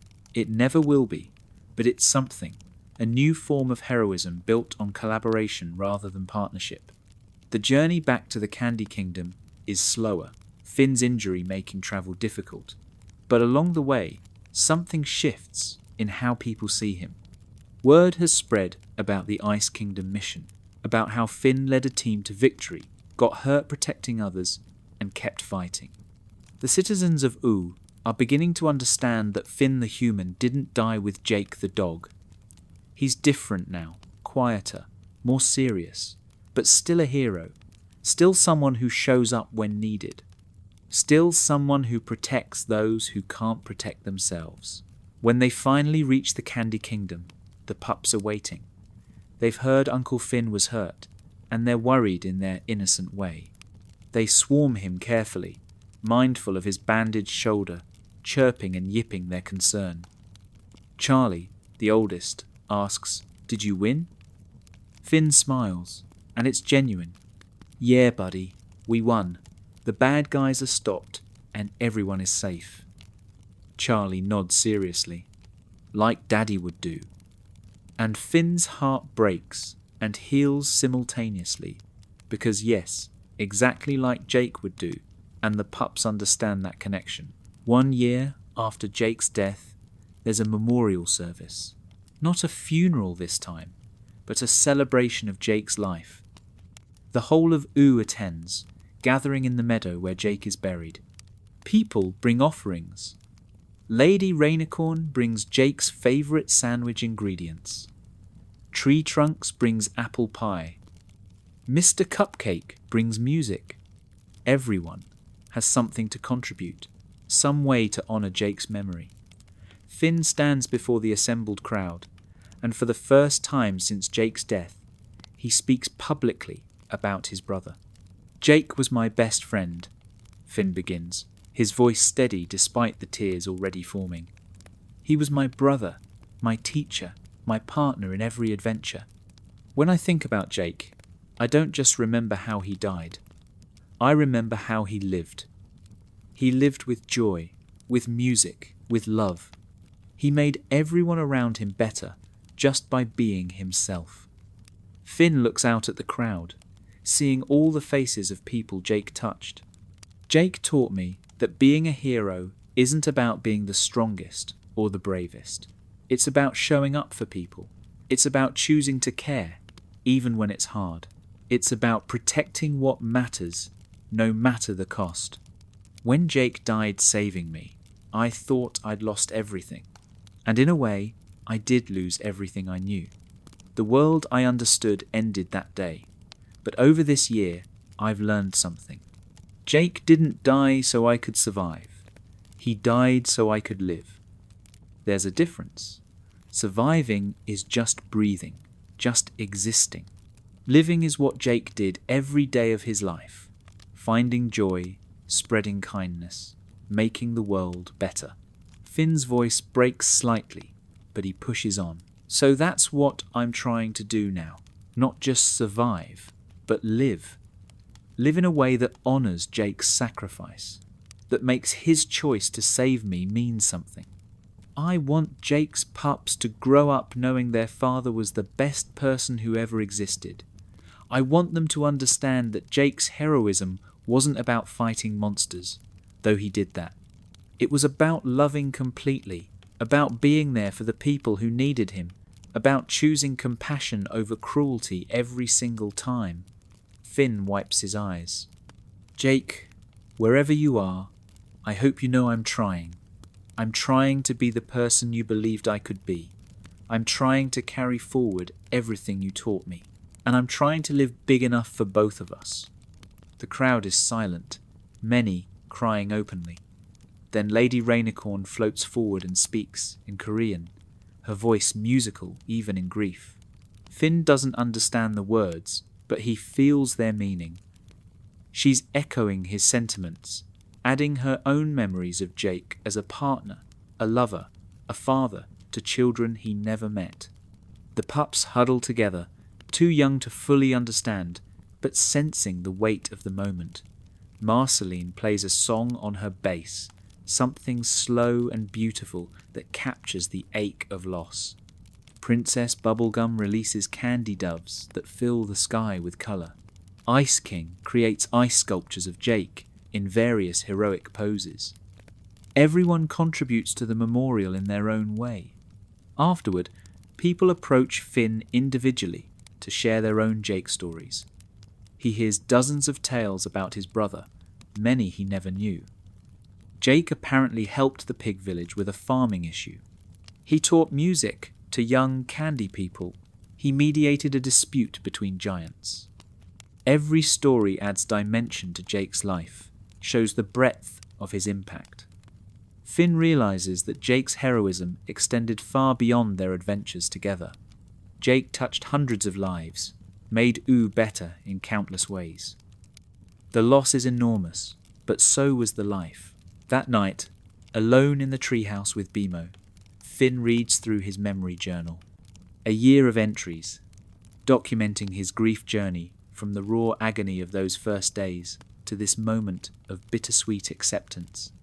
He can see his own growth in these pages, the slow transformation from devastation to integration.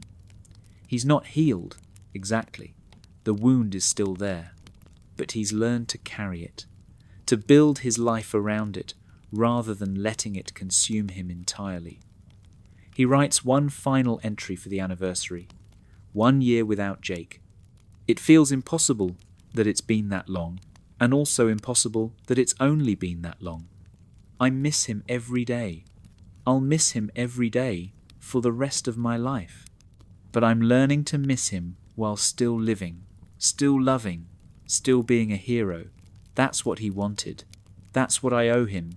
The next morning, Finn wakes with a sense of purpose. Dr. Princess has declared him psychologically stable enough to fully return to active heroism. The mapping project is complete. His therapy continues but is less frequent, and he's ready. He packs his adventuring gear, something he hasn't done properly in a year. The backpack feels strange on his shoulders, like trying on old clothes that no longer fit quite right.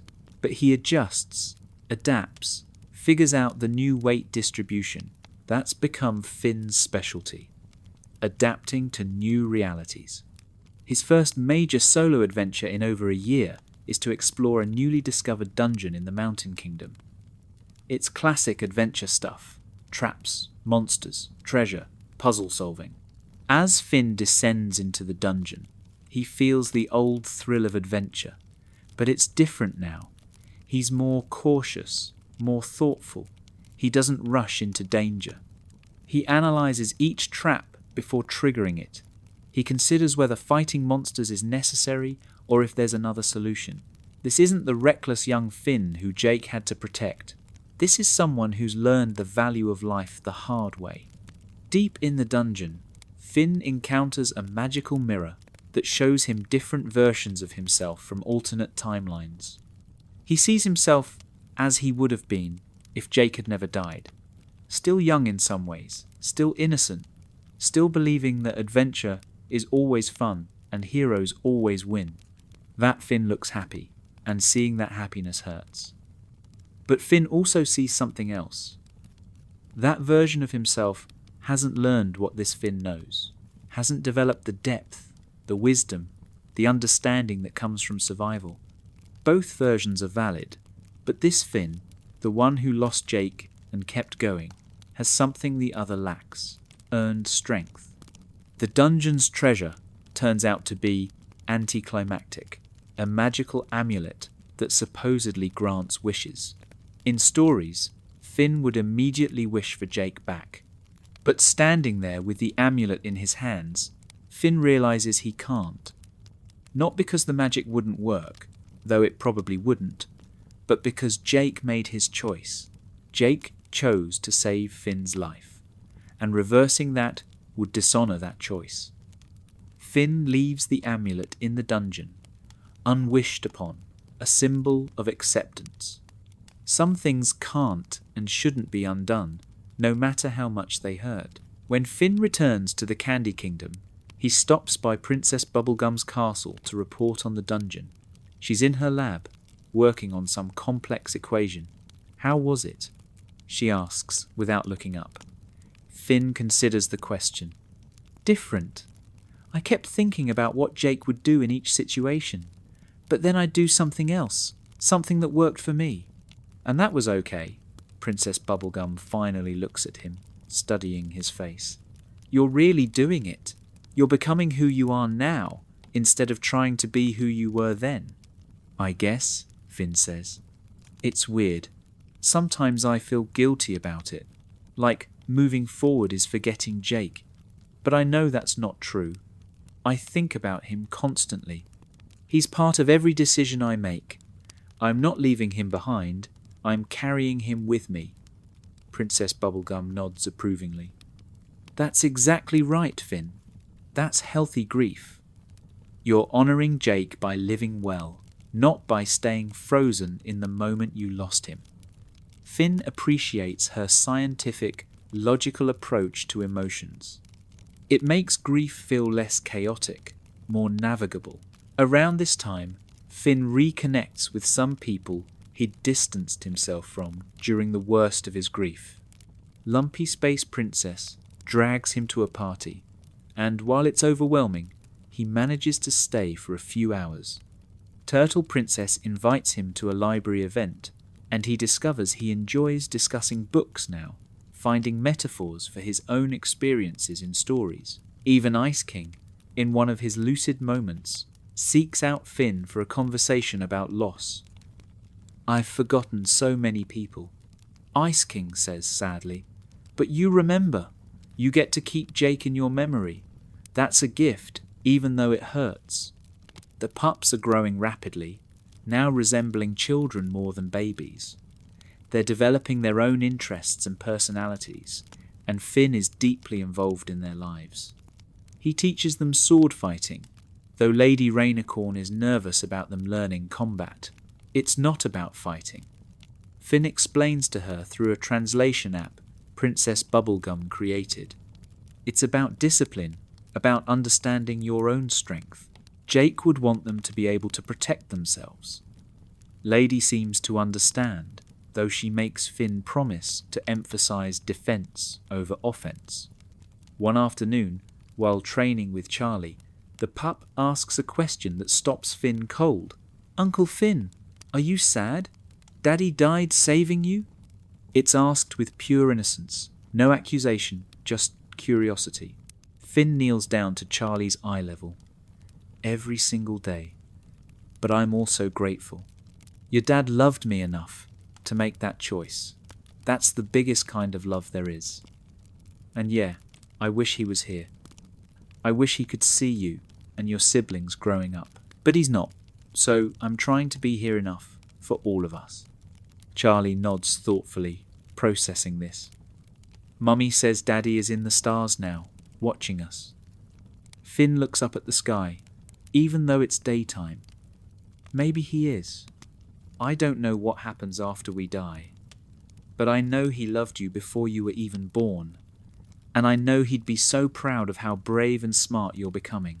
Charlie hugs Finn suddenly, fiercely, and Finn hugs back, this small creature who looks so much like Jake, who carries Jake's legacy forward just by existing. 14 months after Jake's death, Finn takes on an apprentice, a young candy person named Cinnamon Bun, who in this timeline doesn't get half-baked in the oven, asks to learn heroism. In the original timeline, Finn probably would have said yes immediately, eager to share adventure. But this Finn is more cautious. Being a hero isn't just fighting an adventure, he tells Cinnamon Bun. It's sacrifice. It's loss. It's watching people you love get hurt or die. Are you sure that's what you want? Cinnamon Bun, more intelligent in this timeline, considers seriously. I want to help people. I want to make Ooo safer. If that means sacrifice, then yes, I'm ready. Finn sees his younger self in this enthusiasm and feels protective. Okay. But we do this my way. We start with training, with learning when not to fight. We focus on protecting people, not seeking glory. And if it ever gets too hard, you can walk away. There's no shame in that. Training Cinnamon Bun becomes therapeutic for Finn in unexpected ways. Explaining heroism to someone else forces him to articulate his own philosophy, to examine what he believes and why.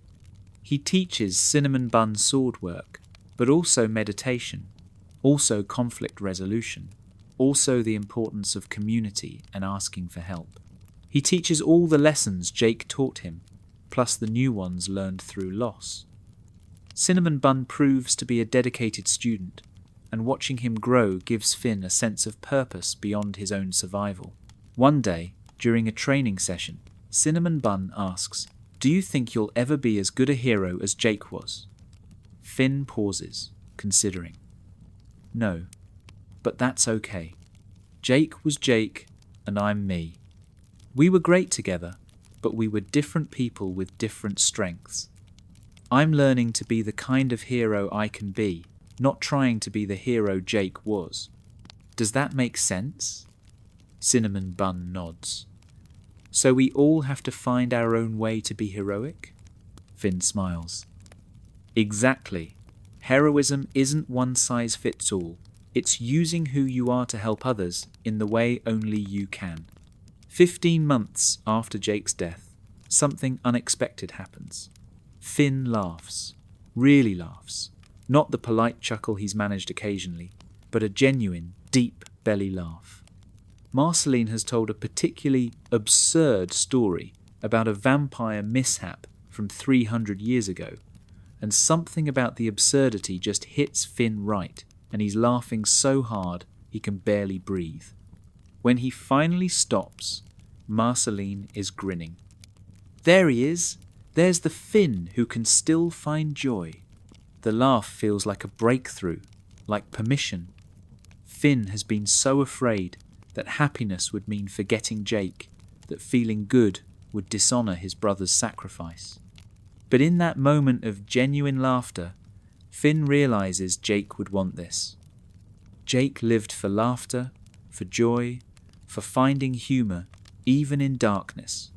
Denying himself happiness doesn't honour Jake. It wastes the life Jake saved. This understanding shifts something fundamental.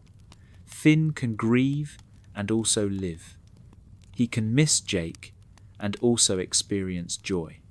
The two aren't mutually exclusive. Dr. Princess in their next session, notes the change immediately. "You seem lighter," she observes. Finn nods. I laughed. Like, really laughed. And it didn't feel wrong. Dr. Princess smiles. "That's significant progress, Finn.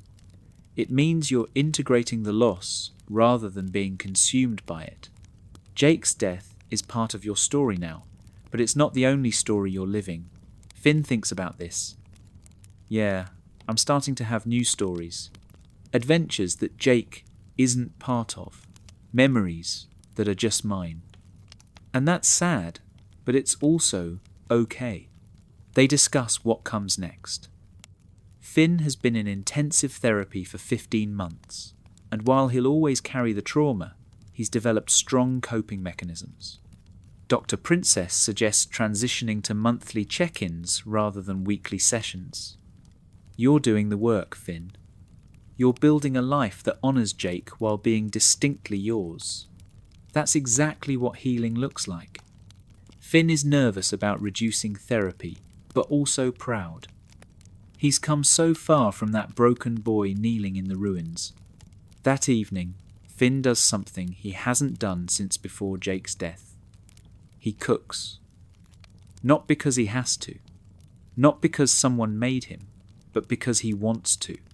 He makes bacon pancakes, Jake's favourite, and the smell fills the treehouse with memory. It hurts, but it's a sweet hurt, nostalgia mixed with grief. He serves the pancakes to Bimo and the pups, who are visiting, and tells them about the morning Jake covered the kitchen in pancake batter. The pups laugh at the story, and Finn realises this is how Jake stays alive. Through stories, through laughter, through the continuation of traditions. 16 months after Jake's death, Princess Bubblegum presents Finn with a proposition. "I want to create a hero academy," she says. "A place where young people can learn proper heroism, not just fighting, but ethics, strategy, community building. And I want you to lead it." Finn is stunned. "Me? I'm barely figuring out how to be a hero myself." But Princess Bubblegum shakes her head. "That's exactly why you should lead it. You understand the costs, the complexities. You won't just teach kids to fight. You'll teach them to think."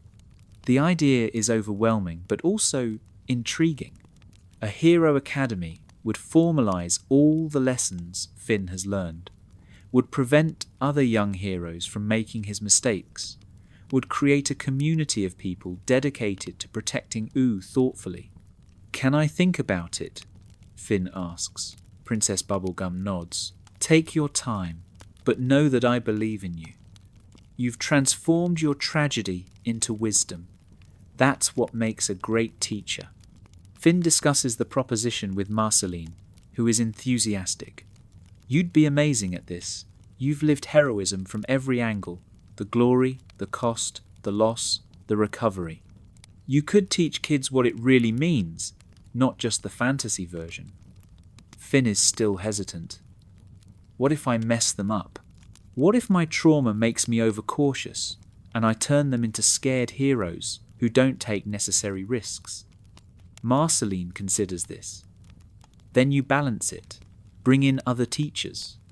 Let me teach them about long-term thinking and consequences. Get Princess Bubblegum to teach strategy. Get Flame Princess to teach controlled power usage. Make it collaborative, not just you."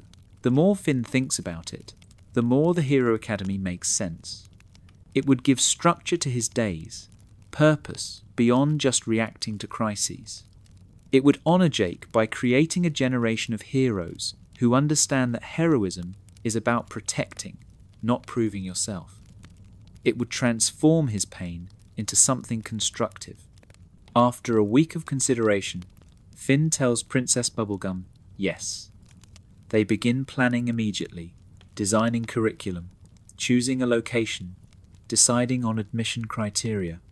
The project gives Finn something to look forward to, a future that's about building rather than just surviving. The treehouse, which has been a museum of grief for 16 months, slowly begins to change again. Finn doesn't remove Jake's things, but he adds new things. Books on teaching methodology, training equipment, notes on curriculum development. The house is becoming a living space again, rather than a shrine. Bimo notices and approves. The treehouse is happy again. The little robot observes. It was sad when you were sad. Now it's hopeful. Finn hadn't thought about the treehouse as having feelings, but Bimo is right. The space feels different, lighter, ready for new memories alongside the old. 18 months after Jake's death, the Hero Academy opens its doors. The building is located between the Candy Kingdom and the Grasslands, accessible to students from all over Ooo. Princess Bubblegum designed it with both training facilities and classroom space. The architecture is open and welcoming, nothing like a military institution. There are gardens for meditation, a library for research, practice arenas for combat training, and common areas for community building. Finn stands at the entrance on opening day, nervous in a way he hasn't been since his first therapy session. The first class consists of 12 students from various kingdoms. There's a young flame person named Ember, a candy person called Taffy, a small wizard named Ash, a goblin girl who goes by Green, and others representing the diversity of Ooo. They're all teenagers, around the age Finn was when Jake died, and looking at them, Finn feels the weight of responsibility. These kids are trusting him to teach them heroism. He can't let them down. He can't let Jake down. This has to work. Finn's opening speech is nothing like the inspirational hero talk these kids probably expect. Being a hero will cost you, he begins bluntly. It will cost you sleep, safety, sometimes pieces of yourself you can't get back. My brother died being a hero. He saved my life, and it cost him everything. So before we go any further, I need you to understand, this isn't a game. This isn't about glory or fame. This is about deciding that other people's lives matter enough that you're willing to sacrifice for them. If that's not what you want, you can leave right now. No judgment. Nobody leaves. The students sit straighter, expressions serious. They're beginning to understand this isn't fantasy adventure camp. Green, the goblin girl, raises her hand. If it costs so much, why do it? Finn considers the question carefully. Because the alternative is worse. Because if good people don't step up, bad things happen to people who can't protect themselves. Because someone has to, and if you have the ability, maybe you have the responsibility.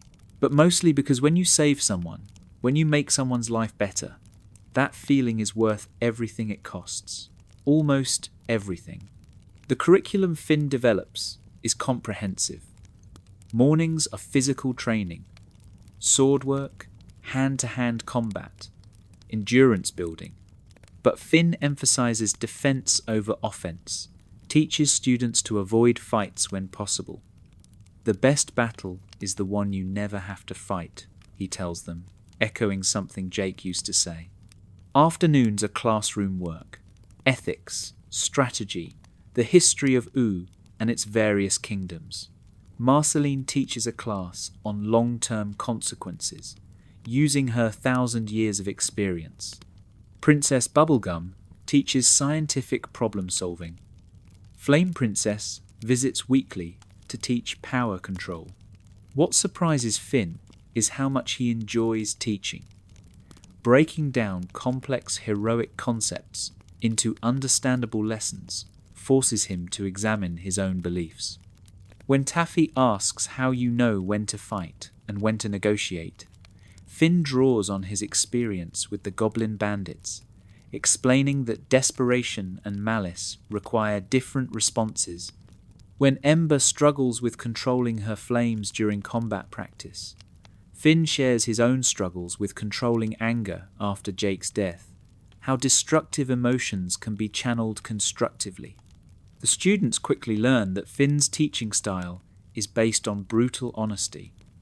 He doesn't sugarcoat danger or pretend heroism is always rewarding. During a lecture on loss, Finn speaks openly about Jake's death, about the survivor's guilt and depression that followed. Several students are visibly uncomfortable, but Finn pushes through. You need to know this. You need to understand that trauma is part of this path, and you need to develop coping mechanisms now before you face your own losses, because you will face them. Every hero does. Cinnamon Bun, who's been Finn's apprentice for months, becomes a teaching assistant. He's improved dramatically under Finn's guidance, and now helps newer students with basic techniques. Watching Cinnamon Bun teach others what Finn taught him creates a lineage of wisdom that traces back to Jake. The things Jake taught Finn are now being passed to a third generation. This continuation of knowledge feels sacred, like Jake's lessons multiplying outward through time, touching people who never met him but benefit from his wisdom. One student, Ash the Wizard, struggles significantly. He's powerful but reckless, constantly trying to prove himself through increasingly dangerous magic. Finn recognizes this behavior immediately because it's how he acted after Jake died, seeking danger as punishment or validation. During a private conversation, Finn asks Ash what he's trying to prove. "I need to be strong enough," Ash says. "My village was destroyed by monsters. I couldn't save anyone. If I'm stronger, faster, better, maybe next time I can." "Strength didn't save my brother," Finn says quietly. "Jake was incredibly strong, magical, experienced, and he still died. You can train forever and still not be strong enough for every situation. That's not defeat, that's reality." Ash looks devastated. So what's the point? If we can't save everyone, why try? Finn leans forward. Because we can save someone. Not everyone, but someone. And to that person, it means everything. You're setting yourself up for failure by trying to be strong enough to prevent all loss. That's impossible. The goal is to be skilled enough, wise enough, brave enough to help when you can and accept when you can't. This conversation helps Ash, but also helps Finn. He's articulating lessons he's still learning himself, and teaching them makes them more real. He can't save everyone. He couldn't save Jake, but he can save these students from some of his mistakes, can give them tools he had to discover through suffering. That's meaningful. That's heroism in its own way.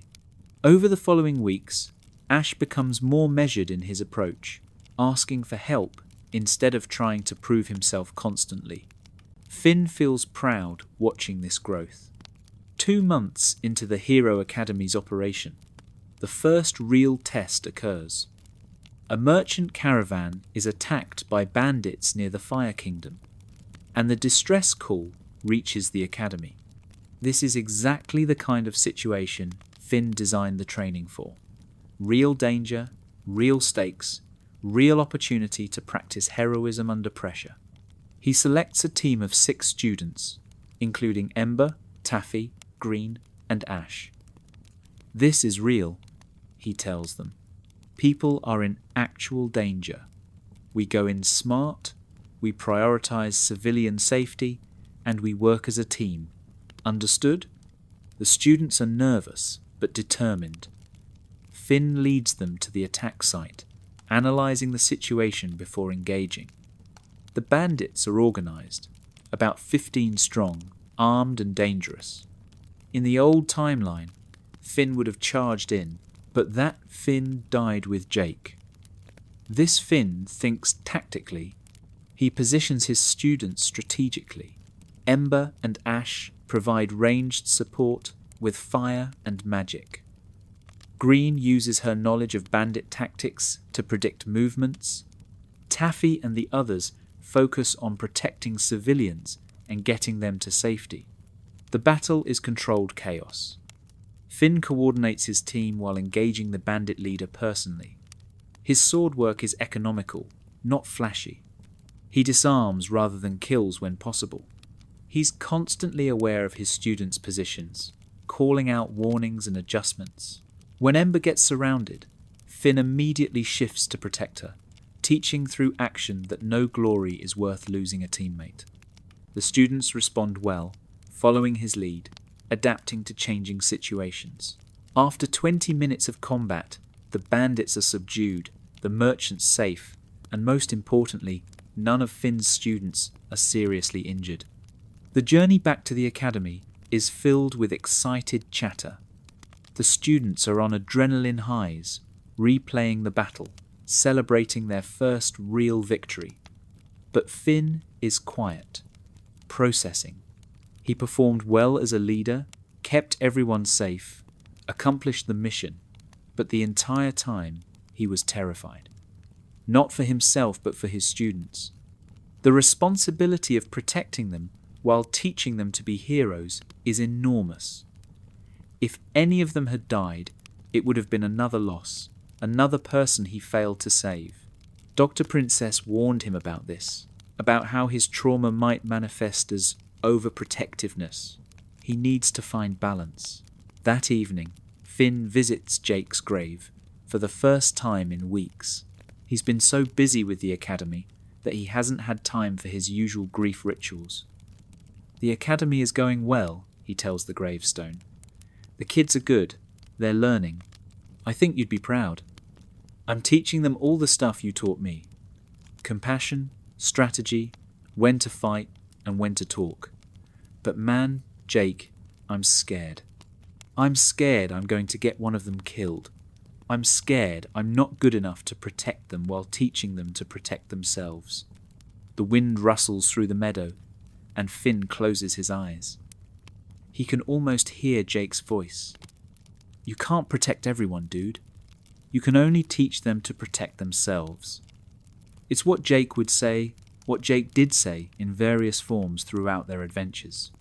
The point of teaching isn't to shield students from all danger, but to prepare them to face danger competently.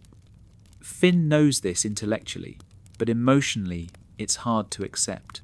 Still, he's trying. That's all anyone can do. Try, adapt, learn from mistakes. 20 months after Jake's death, Lady Rainicorn approaches Finn with an unusual request. She wants to take the pups on their first real adventure, something beyond the safe confines of the Candy Kingdom. They're old enough now, roughly equivalent to 8-year-olds in maturity, and they're curious about their father's world. But Lady is nervous about doing this alone. She asks if Finn will come, be the experienced adventurer who keeps everyone safe while the pups experience their first taste of heroism. Finn agrees immediately. The idea of adventuring with Jake's children feels right, like closing a circle. They plan a simple quest, exploring the ruins of an old library to recover some books Princess Bubblegum needs for research. Low danger, high educational value, perfect for a first adventure. The pups are ecstatic when they hear. They've grown up on stories of Finn and Jake's adventures, and now they get to have their own. They pack tiny backpacks, bring toy swords that Finn made for them, prepare with endearing seriousness. The journey to the library ruins takes most of a day. Along the way, Finn teaches the pups basic adventuring skills: how to read terrain, how to identify safe water sources, how to move quietly. They're eager learners, each displaying different aptitudes. Charlie is brave and curious. T.V. is analytical and notices details others miss. Viola hums constantly and communicates through musical sounds. Kim Kil Hwan is organized and keeps everyone on task. And Jake Jr. is wild energy barely contained. Together, they're a handful, but Finn manages them with patience learned from teaching at the academy. At the library ruins, they encounter minor obstacles. A locked door that TV figures out how to open. Some small critters that Jake Jr. scares away with enthusiasm, a collapsed section that requires teamwork to navigate. Finn supervises but lets the pups solve problems themselves. When Charlie gets scared in a dark hallway, Finn kneels beside him. Your dad used to get scared too sometimes. Being brave doesn't mean not being scared. It means being scared and doing it anyway. Charlie squares his tiny shoulders and continues forward. They find the books Princess Bubblegum needs, plus some interesting artifacts the pups want to keep as treasures. On the journey back, the pups are exhausted but proud. They did it. They had their first adventure. Lady Rainicorn flies alongside them, and Finn can see the bittersweet mix of emotions on her face. Jake should be here for this. This should be a moment they share, but it's not possible, so Finn does his best to fill that role, knowing he can never truly replace what was lost, but trying to honour it through presence. That night, back at the treehouse, the pups fall asleep immediately, worn out from adventure. Lady Rainicorn stays for a while, and she and Finn sit in comfortable silence. Finally, through the translation app, Lady says something Finn has needed to hear. Thank you for being here for them, for being family. Jake chose well when he chose you as a brother. Finn feels tears building. I just wish he could see them. They're amazing, Lady. They're so much like him. Lady nods. They are. And they're like you too. You've helped raise them. They're ours. All of ours. The concept of shared parenthood, of community raising these pups, settles something in Finn. He's not trying to replace Jake. He's not even trying to be a father figure. He's being Uncle Finn, a distinct role that honours Jake's memory while creating new relationships. The pups love him for who he is, not as a substitute, but as himself. This understanding eases the guilt he's been carrying about being part of their lives. He's not taking Jake's place. He's filling a different space that also needs filling. 2 years after Jake's death, Finn stands in front of his Hero Academy students for an important lecture. Today we're going to talk about sacrifice, he begins. The students quiet immediately. They've learned that when Finn talks about sacrifice, he's drawing from deep personal experience. Sacrifice means giving up something valuable for something you value more.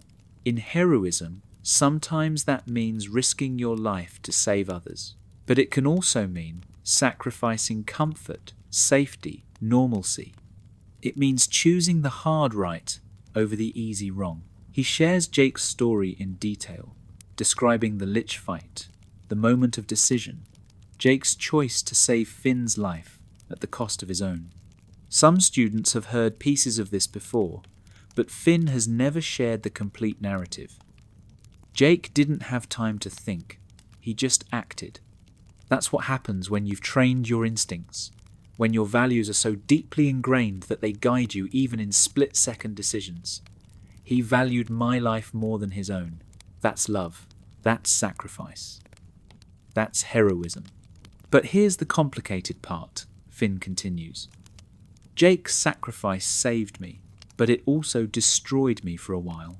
I spent months wishing I had died instead, feeling like my life wasn't worth his death. That's survivor's guilt, and it's real, and if you ever experience it, you need to talk to someone about it. Because here's what I eventually learned. You can't honour someone's sacrifice by wasting the life they saved. Jake died so I could keep living, keep being a hero, keep making Ooo better. Every day I waste in guilt or self-destruction is a day that makes his sacrifice meaningless. The classroom is silent. Finally, Ember raises her hand. How do you stop feeling guilty? Finn considers this carefully. I don't know if you ever completely stop, but you learn to transform it. Instead of guilt that paralyzes you, it becomes motivation that drives you. You live in a way that makes their sacrifice worth it. You become the person they believed you could be. You carry them forward through your actions and choices. It's the most honest answer he can give, drawn from 2 years of hard-won wisdom. After class, several students approach Finn privately to share their own lost stories. Almost everyone has lost someone. Family members to the Mushroom War's lingering effects, friends to monsters, loved ones to disease or accidents. Finn realizes that Jake's death, while profound for him personally, is not unique in Ooo. Everyone carries losses. The difference is how they carry them. He's teaching his students to carry loss without being crushed by it, to honor the dead by living well. This is perhaps his most important lesson, more crucial than any combat technique or strategic principle. The Hero Academy graduates its first class after 6 months of intensive training. The graduation ceremony is attended by leaders from across Ooo. Princess Bubblegum gives a speech about responsibility. Marceline talks about long-term thinking, but when Finn stands to address the graduates, he speaks simply. You came here wanting to be heroes. I hope I've taught you that heroism isn't about wanting, it's about choosing. Every day you'll have to choose whether to help or ignore, whether to risk or retreat, whether to grow or stagnate. Choose wisely, choose compassionately, and remember that asking for help isn't weakness, it's wisdom. The 12 graduates receive certificates and specialized equipment designed by Princess Bubblegum. They're assigned to various kingdoms as junior heroes, working under experienced mentors. Finn has recommendations for each. Ember goes to the Fire Kingdom to work with Flame Princess. Taffy stays in the Candy Kingdom with the Banana Guard captain. Green returns to Goblin territories as a liaison. Ash joins a wizard conclave. As they disperse across Ooo, Finn feels pride mixed with worry. They're ready as he can make them, but the world is dangerous and not everyone survives. He has to accept that. Planning begins immediately for the second academy class. Word has spread about Finn's teaching, and applications flood in. Young people across Ooo want to learn heroism from someone who understands both its glory and its costs. Finn is more selective this time, looking not just for physical ability, but for emotional maturity and ethical grounding. He accepts 15 students for the next session, a larger class that will require additional instructors. He recruits Huntress Wizard to teach wilderness survival and tracking, and surprisingly, Ice King during his lucid periods to teach about magic and its consequences. The academy becomes Finn's primary identity. He's still Finn the human, still a hero when needed, but increasingly he's Finn the teacher, Finn the mentor. The shift from doing heroism to teaching it feels significant. He's multiplying his impact, creating dozens of heroes instead of being just one. Jake would approve of this efficiency, this strategic thinking. One hero can save hundreds of people in a lifetime, but a teacher who creates hundreds of heroes can save thousands. The math is compelling, and it gives Finn's survival meaning beyond just existing. Around this time, Finn begins writing a book. Dr. Princess suggested it as a therapeutic exercise, a way to process everything he's learned. The book is part memoir, part instruction manual. Heroism and Loss, a guide to saving others without destroying yourself. He writes late at night, after the pups have gone home and the academy is quiet. The writing is painful, forcing him to revisit the worst moments of his grief. But it's also cathartic, transforming private pain into public wisdom. If his experience can help one other person navigate loss, the suffering becomes meaningful. The book takes months to write. Finn shares chapters with Dr. Princess, Marceline, Princess Bubblegum, getting feedback and corrections. Marceline contributes a chapter about immortality and loss from her perspective. Princess Bubblegum adds scientific data about trauma and recovery. Dr. Princess writes the foreword, explaining the psychological journey Finn undertook when it's finally complete. Princess Bubblegum arranges for it to be copied and distributed across Oo's libraries. The response is overwhelming. People who've experienced loss write to Finn, sharing their stories, thanking him for putting words to feelings they couldn't articulate. One letter particularly affects Finn. It's from a young human girl who lost her brother in a monster attack. She writes, "I thought I was the only one who felt this guilty about surviving. Reading your book made me understand I'm not crazy, I'm not weak, I'm just grieving. Thank you for sharing your pain, so I didn't have to feel so alone in mine." Finn reads this letter multiple times, understanding that his vulnerability, his willingness to share his darkest moments, has created connection and healing for others. Jake's death, while still tragic, has at least generated something positive through Finn's response to it. 2.5 years after Jake's death, Finn encounters someone unexpected, his father, Martin. In the canonical timeline, Finn met Martin under different circumstances, with Jake there to support him through the disappointment of discovering his dad was a selfish con artist. But this meeting happens differently. Martin has heard about the Hero Academy and shows up claiming he wants to reconnect with his son. Finn, older and wiser and far more cynical than he was, immediately suspects ulterior motives. "Why now?" Finn asks coldly when Martin appears at the academy. Martin gives an elaborate story about personal growth and redemption, but Finn isn't buying it. He's learned to recognize manipulation, has studied enough psychology through his recovery to see through emotional cons. "You want something," Finn states. "Money, protection, something. You don't care about me. You never did." Martin's mask slips briefly, revealing irritation before the charm returns. "That's harsh, son. People change." "Yeah, they do," Finn agrees. "I've changed. The kid who would have desperately wanted his dad's approval died 2 years ago. I know who I am now, and I don't need validation from someone who abandoned me." The words feel powerful, definitive. Finn isn't interested in the father who left. He had a father in Jake, had family in Lady Rainicorn and the pups, has community in Marceline and Princess Bubblegum and his students. Martin's biological connection means nothing against the chosen family Finn has built. Martin tries a few more manipulation tactics, but Finn is unmoved. Finally, Martin reveals his real purpose. He's in trouble with some criminals and needs a hero's protection. Finn almost laughs. "You want me to risk my life to protect you after you abandoned me as a baby? That's not happening. You made your choices. Live with them." Martin's face twists with anger, the nice guy act completely dropping. "You're going to regret this. I'm your father." Finn stands firm. "No. Jake was my father in every way that mattered. You're just a guy who shares my DNA. Now leave before I have you removed."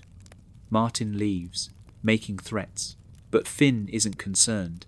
He's dealt with trauma that Martin couldn't imagine. A con artist's anger doesn't faze him. Later, when Finn tells Marceline about the encounter, she's proud of him.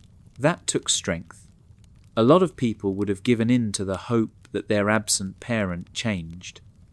Finn shakes his head. "I don't need that hope anymore. I know what real family looks like. It's not biology.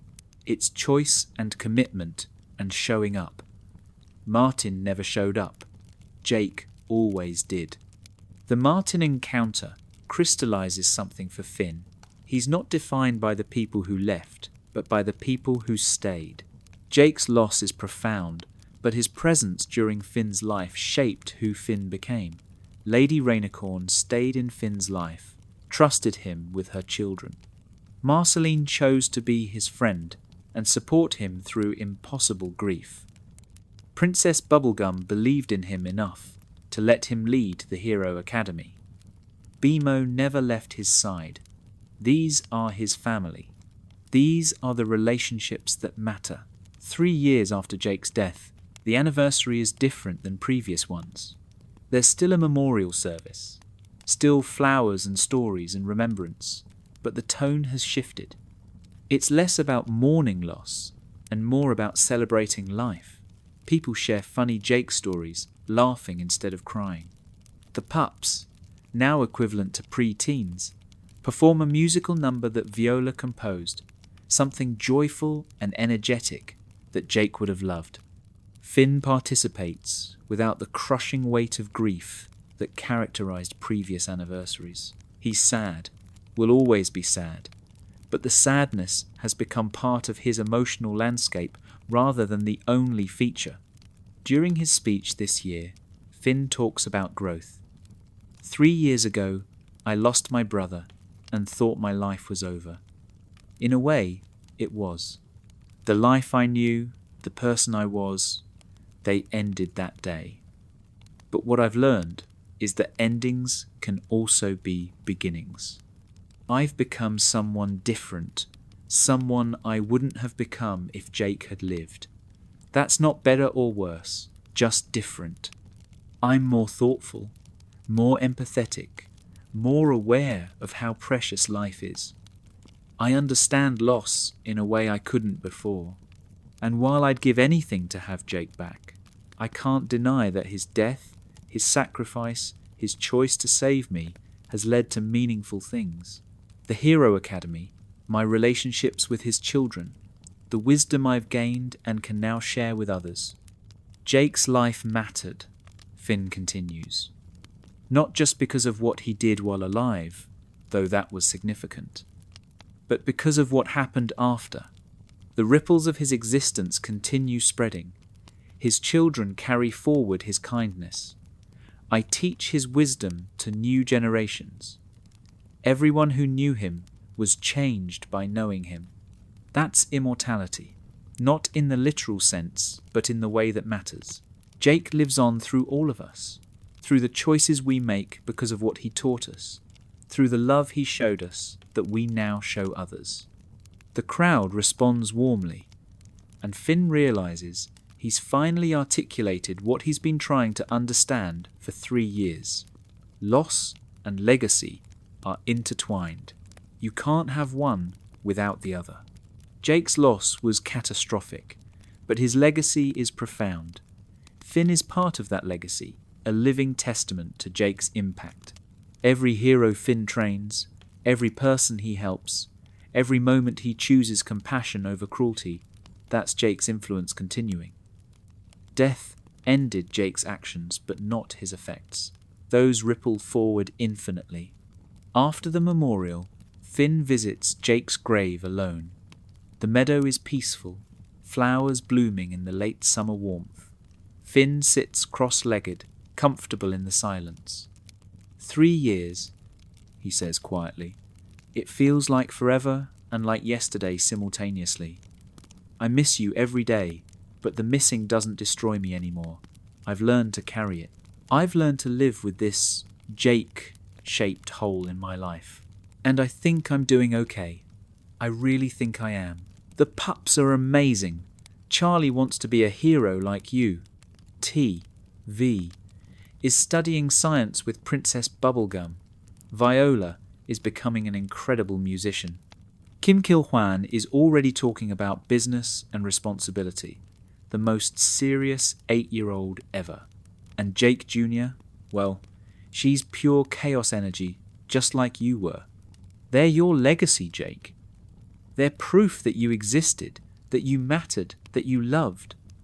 Finn's voice catches slightly. I tell them about you all the time. They know their father was the best person in any world. The academy is going well. 2nd class just graduated, 3rd class starting next month. I'm teaching them everything you taught me, plus everything I learned from losing you.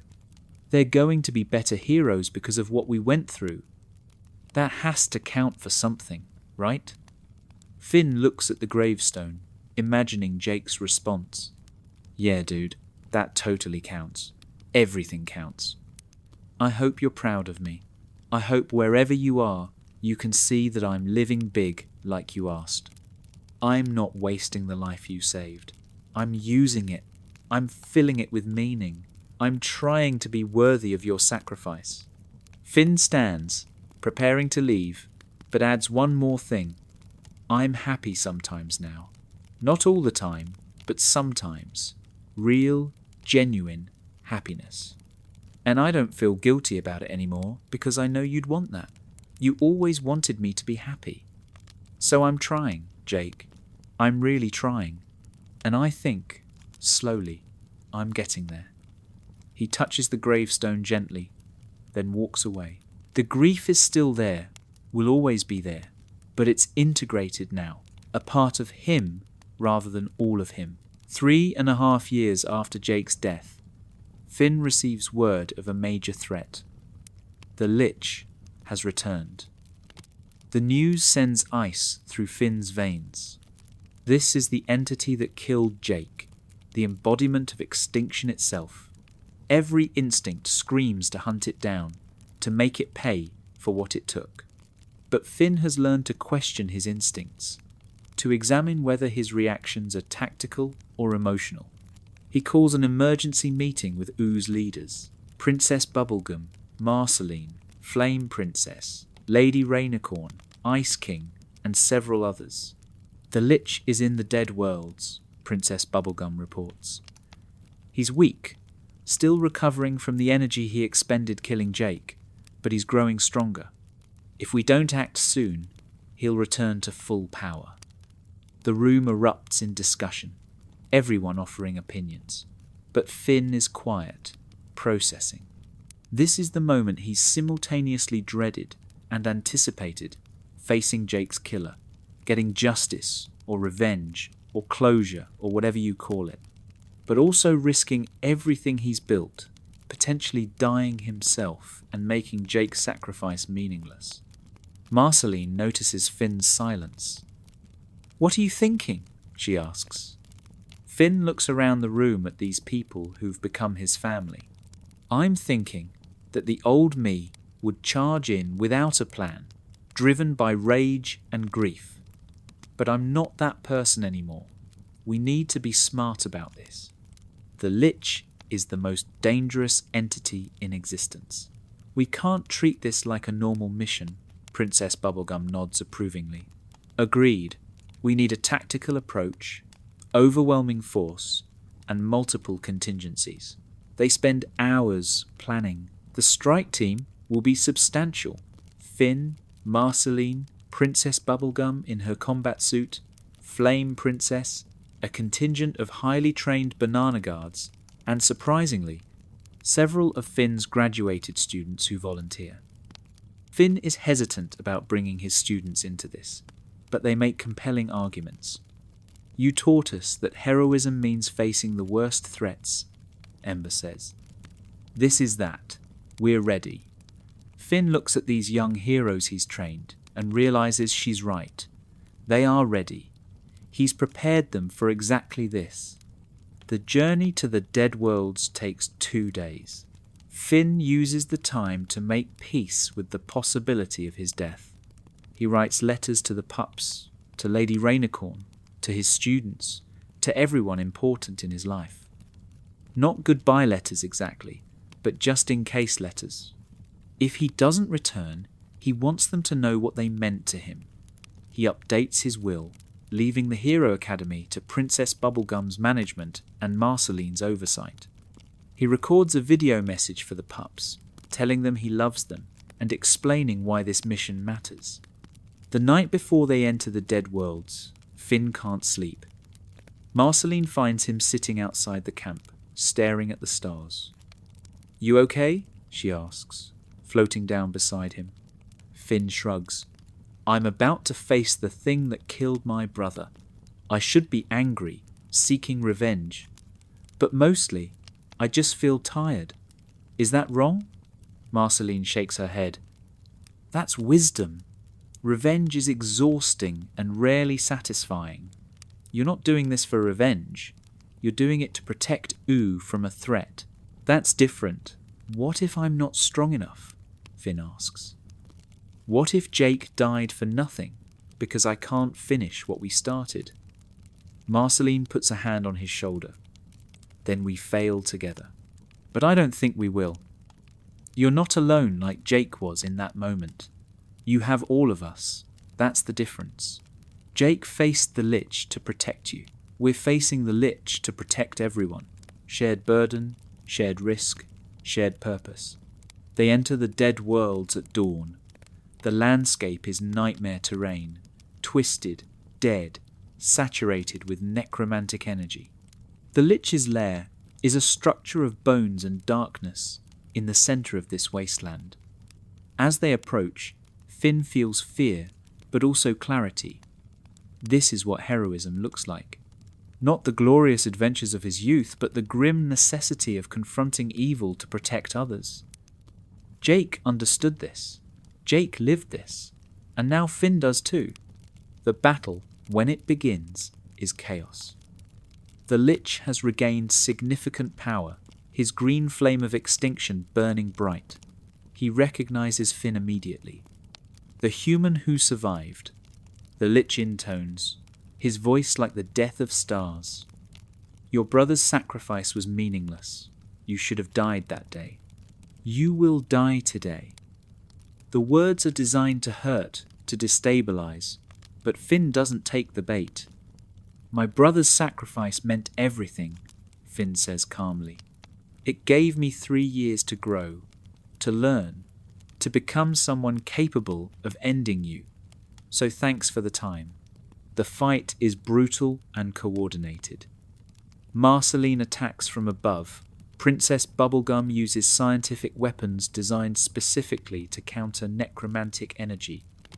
Flame Princess burns away the Lich's shadows, and Finn leads the ground assault with his students. Every tactic, every strategy, everything Finn learned about teamwork and coordination comes into play. This isn't a duel, it's a war, and Finn is orchestrating it with precision born from pain and growth. The Lich is powerful, but he's facing something he didn't account for: unity. Where Jake faced him essentially alone, Finn has assembled a coalition. When one hero falters, another covers. When someone is injured, they're pulled back and replaced. The Lich's extinction flames hit Flame Princess, and for a moment Finn's heart stops, but her natural fire resistance protects her. She's hurt but alive. The battle continues, relentless pressure from multiple directions. Finn gets close enough to engage the Lich directly. His sword, enchanted by Princess Bubblegum specifically for this fight, glows with life energy, the opposite of the Lich's death magic. Each strike weakens the Lich, forces him to expend energy defending. You think you've won? The Lich hisses, I am eternal. I am the end of all things. Finn drives his sword deeper. Maybe, but not today. Today we're the end of you. With combined effort from the entire team, they manage what seemed impossible. The Lich is destroyed.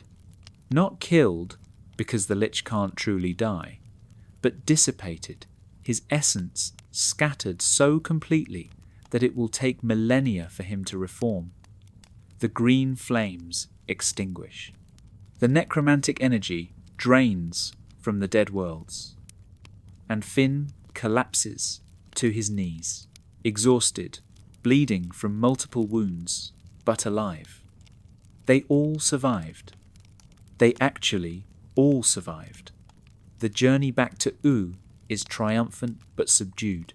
Everyone is processing what they accomplished. Finn is quiet, working through complex emotions. He faced Jake's killer and won, but the victory doesn't feel how he expected. It doesn't bring Jake back. It doesn't erase 3 years of grief. It just means the threat is gone. The revenge he didn't seek but thought might bring closure doesn't. Jake is still dead. Finn is still carrying that loss. The Lich's defeat changes nothing about that central reality. Back at the Candy Kingdom, there's a celebration. Ooo is safe from the Lich for the foreseeable future. But Finn slips away from the party, needing solitude. He goes to Jake's grave and sits in the familiar spot. We got him, Jake. The Lich is gone. Scattered across reality, won't reform for thousands of years. Ooo is safe. He pauses, tears starting. But you're still dead. I thought maybe if we defeated him, it would mean something, would change something, but it doesn't. You're still gone. I think I understand now, though. Defeating the Lich wasn't about revenge or closure.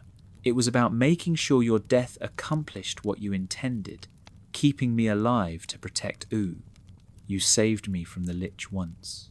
Today, I saved Ooo from the Lich. So your sacrifice worked. It mattered. It protected people even 3 years later. That's what heroism is. Not the moment of sacrifice, but what that sacrifice enables afterward. Finn looks at the stars beginning to appear in the evening sky. I miss you, brother, every single day. But I'm okay. I really am okay. I've built a life that honors you, without being consumed by losing you. I've learned to carry this grief, without being destroyed by it. And I think, finally, I understand what you meant in that hologram. You told me to live big. I'm trying, Jake. I'm teaching heroes, raising your pups, protecting Ooo, building community. I'm living big enough for both of us. I hope that makes you proud. The wind rustles through the meadow, and Finn chooses to hear Jake's voice in it. I'm always proud of you, dude. You're the best brother anyone could ask for. Finn smiles through his tears. Thanks, Jake. I needed to hear that. He stands, ready to return to the celebration, to his students, to his life. The grief is there, will always be there. But so is joy, purpose, connection, love. He's learned to hold both. That's what healing looks like. Not the absence of pain, but the presence of everything else alongside it. 4 years after Jake's death, Finn stands at the Hero Academy graduation for his 5th class. He's trained over 60 heroes now, each carrying forward the lessons he learned from Jake and from losing Jake. As he looks at these young faces, serious and determined, he sees the future of Oo's safety. He's multiplied his impact exponentially. This is his legacy, built on top of Jake's legacy. It's layers of wisdom and love and sacrifice, each generation learning from the previous one, each person carrying forward what they've been taught. 4 years ago, Finn tells the graduates, I thought my life was over. I'd lost the most important person in my world, and I didn't know how to continue. But I learned something crucial. Life doesn't end when tragedy happens. It changes. You change. And if you're brave enough to face that change, to grow through it rather than be destroyed by it, you can become someone you never imagined. Someone stronger, wiser, more empathetic than you were before. Each of you came here with your own losses, your own traumas, your own reasons for wanting to be heroes. I've tried to teach you that heroism isn't about erasing those things. It's about transforming them, using your pain to understand others' pain, using your survival to give others hope, using what you've learned through suffering to prevent others from suffering the same way. Finn's voice is strong, confident. This is what he's become. A teacher, a mentor, a guide for those walking paths he's walked. Go out there and be the heroes Ooo needs. Not perfect heroes, not invulnerable heroes, but real heroes who understand that strength includes vulnerability. That wisdom includes admitting when you don't have answers. That bravery includes asking for help. Honor those who taught you by teaching others. Honor those you've lost by living fully. And remember, you're never alone. You have each other, you have this community, and you always have a home here. The graduates receive their certifications and disperse across Ooo to begin their hero work. Finn watches them go with pride and hope. They're better prepared than he was at their age. They understand things it took him years and unbearable loss to learn. Maybe some of them will face their own tragedies, their own losses, but they'll be better equipped to survive them, to grow through them, to come out the other side still capable of loving and hoping and striving. That evening, Finn hosts a dinner at the treehouse. The pups come, now young teenagers full of energy and personality. Lady Rainicorn is there. Marceline brings her bass and plays gentle melodies. Princess Bubblegum arrives with a cake she attempted to bake herself. Bimo orchestrates everything with robotic precision. It's family dinner, the family Finn has built from the ashes of loss. They eat, they laugh, they tell stories. The pups share updates about their lives. Charlie is training to be a hero at the academy. V is developing new technology with Princess Bubblegum. Viola is composing music. Kim Kil Wan is studying economics and business. Jake Jr. is, predictably, causing benign chaos everywhere she goes. At one point, Viola plays something she's composed, a piece called Jake's Song. It's beautiful and bittersweet, combining elements of the music Jake used to play with new melodies that represent growth and hope. As Finn listens, he realizes this is what healing sounds like. Not forgetting the pain, but weaving it into something new, something that honors the past while creating beauty in the present. When the song ends, everyone is crying, but they're also smiling. It's possible to do both, to mourn and celebrate, to remember and continue, to hold loss and love simultaneously. Later, after everyone leaves and the treehouse is quiet, Finn sits in the living room with Bimo. The little robot has been with him through everything, never judging, always supportive. Bimo, do you think I did okay? Do you think I honoured Jake the right way? Bimo tilts its screen thoughtfully. Finn, Jake's last words were, "Love you, brother." That means he wanted you to know you were loved. Everything you've done, the academy, helping the pups, growing and healing, that shows you understood what love means. You loved him back by living. That's the right way. Finn smiles at the robot's simple wisdom. Thanks, Bimo. You're pretty smart for a video game system. Bimo beeps happily. Bimo is the smartest. But also, Finn is doing good. Jake would say, Finn is doing algebraic. The use of Jake's old slang makes Finn laugh. Even Bimo keeps Jake alive through language and memory. They sit together in companionable silence, two beings who survived the worst and found a way to keep going. 4 years and counting. The wound is scarred but stable. The pain is present but bearable. The future is uncertain but approachable. Finn the human has become Finn the survivor, Finn the teacher, Finn the uncle, Finn the hero. Not despite losing Jake, but because of how he chose to carry that loss. He's living proof that tragedy doesn't have to be the end of the story. It can be the middle, the transformation, the catalyst for becoming someone new.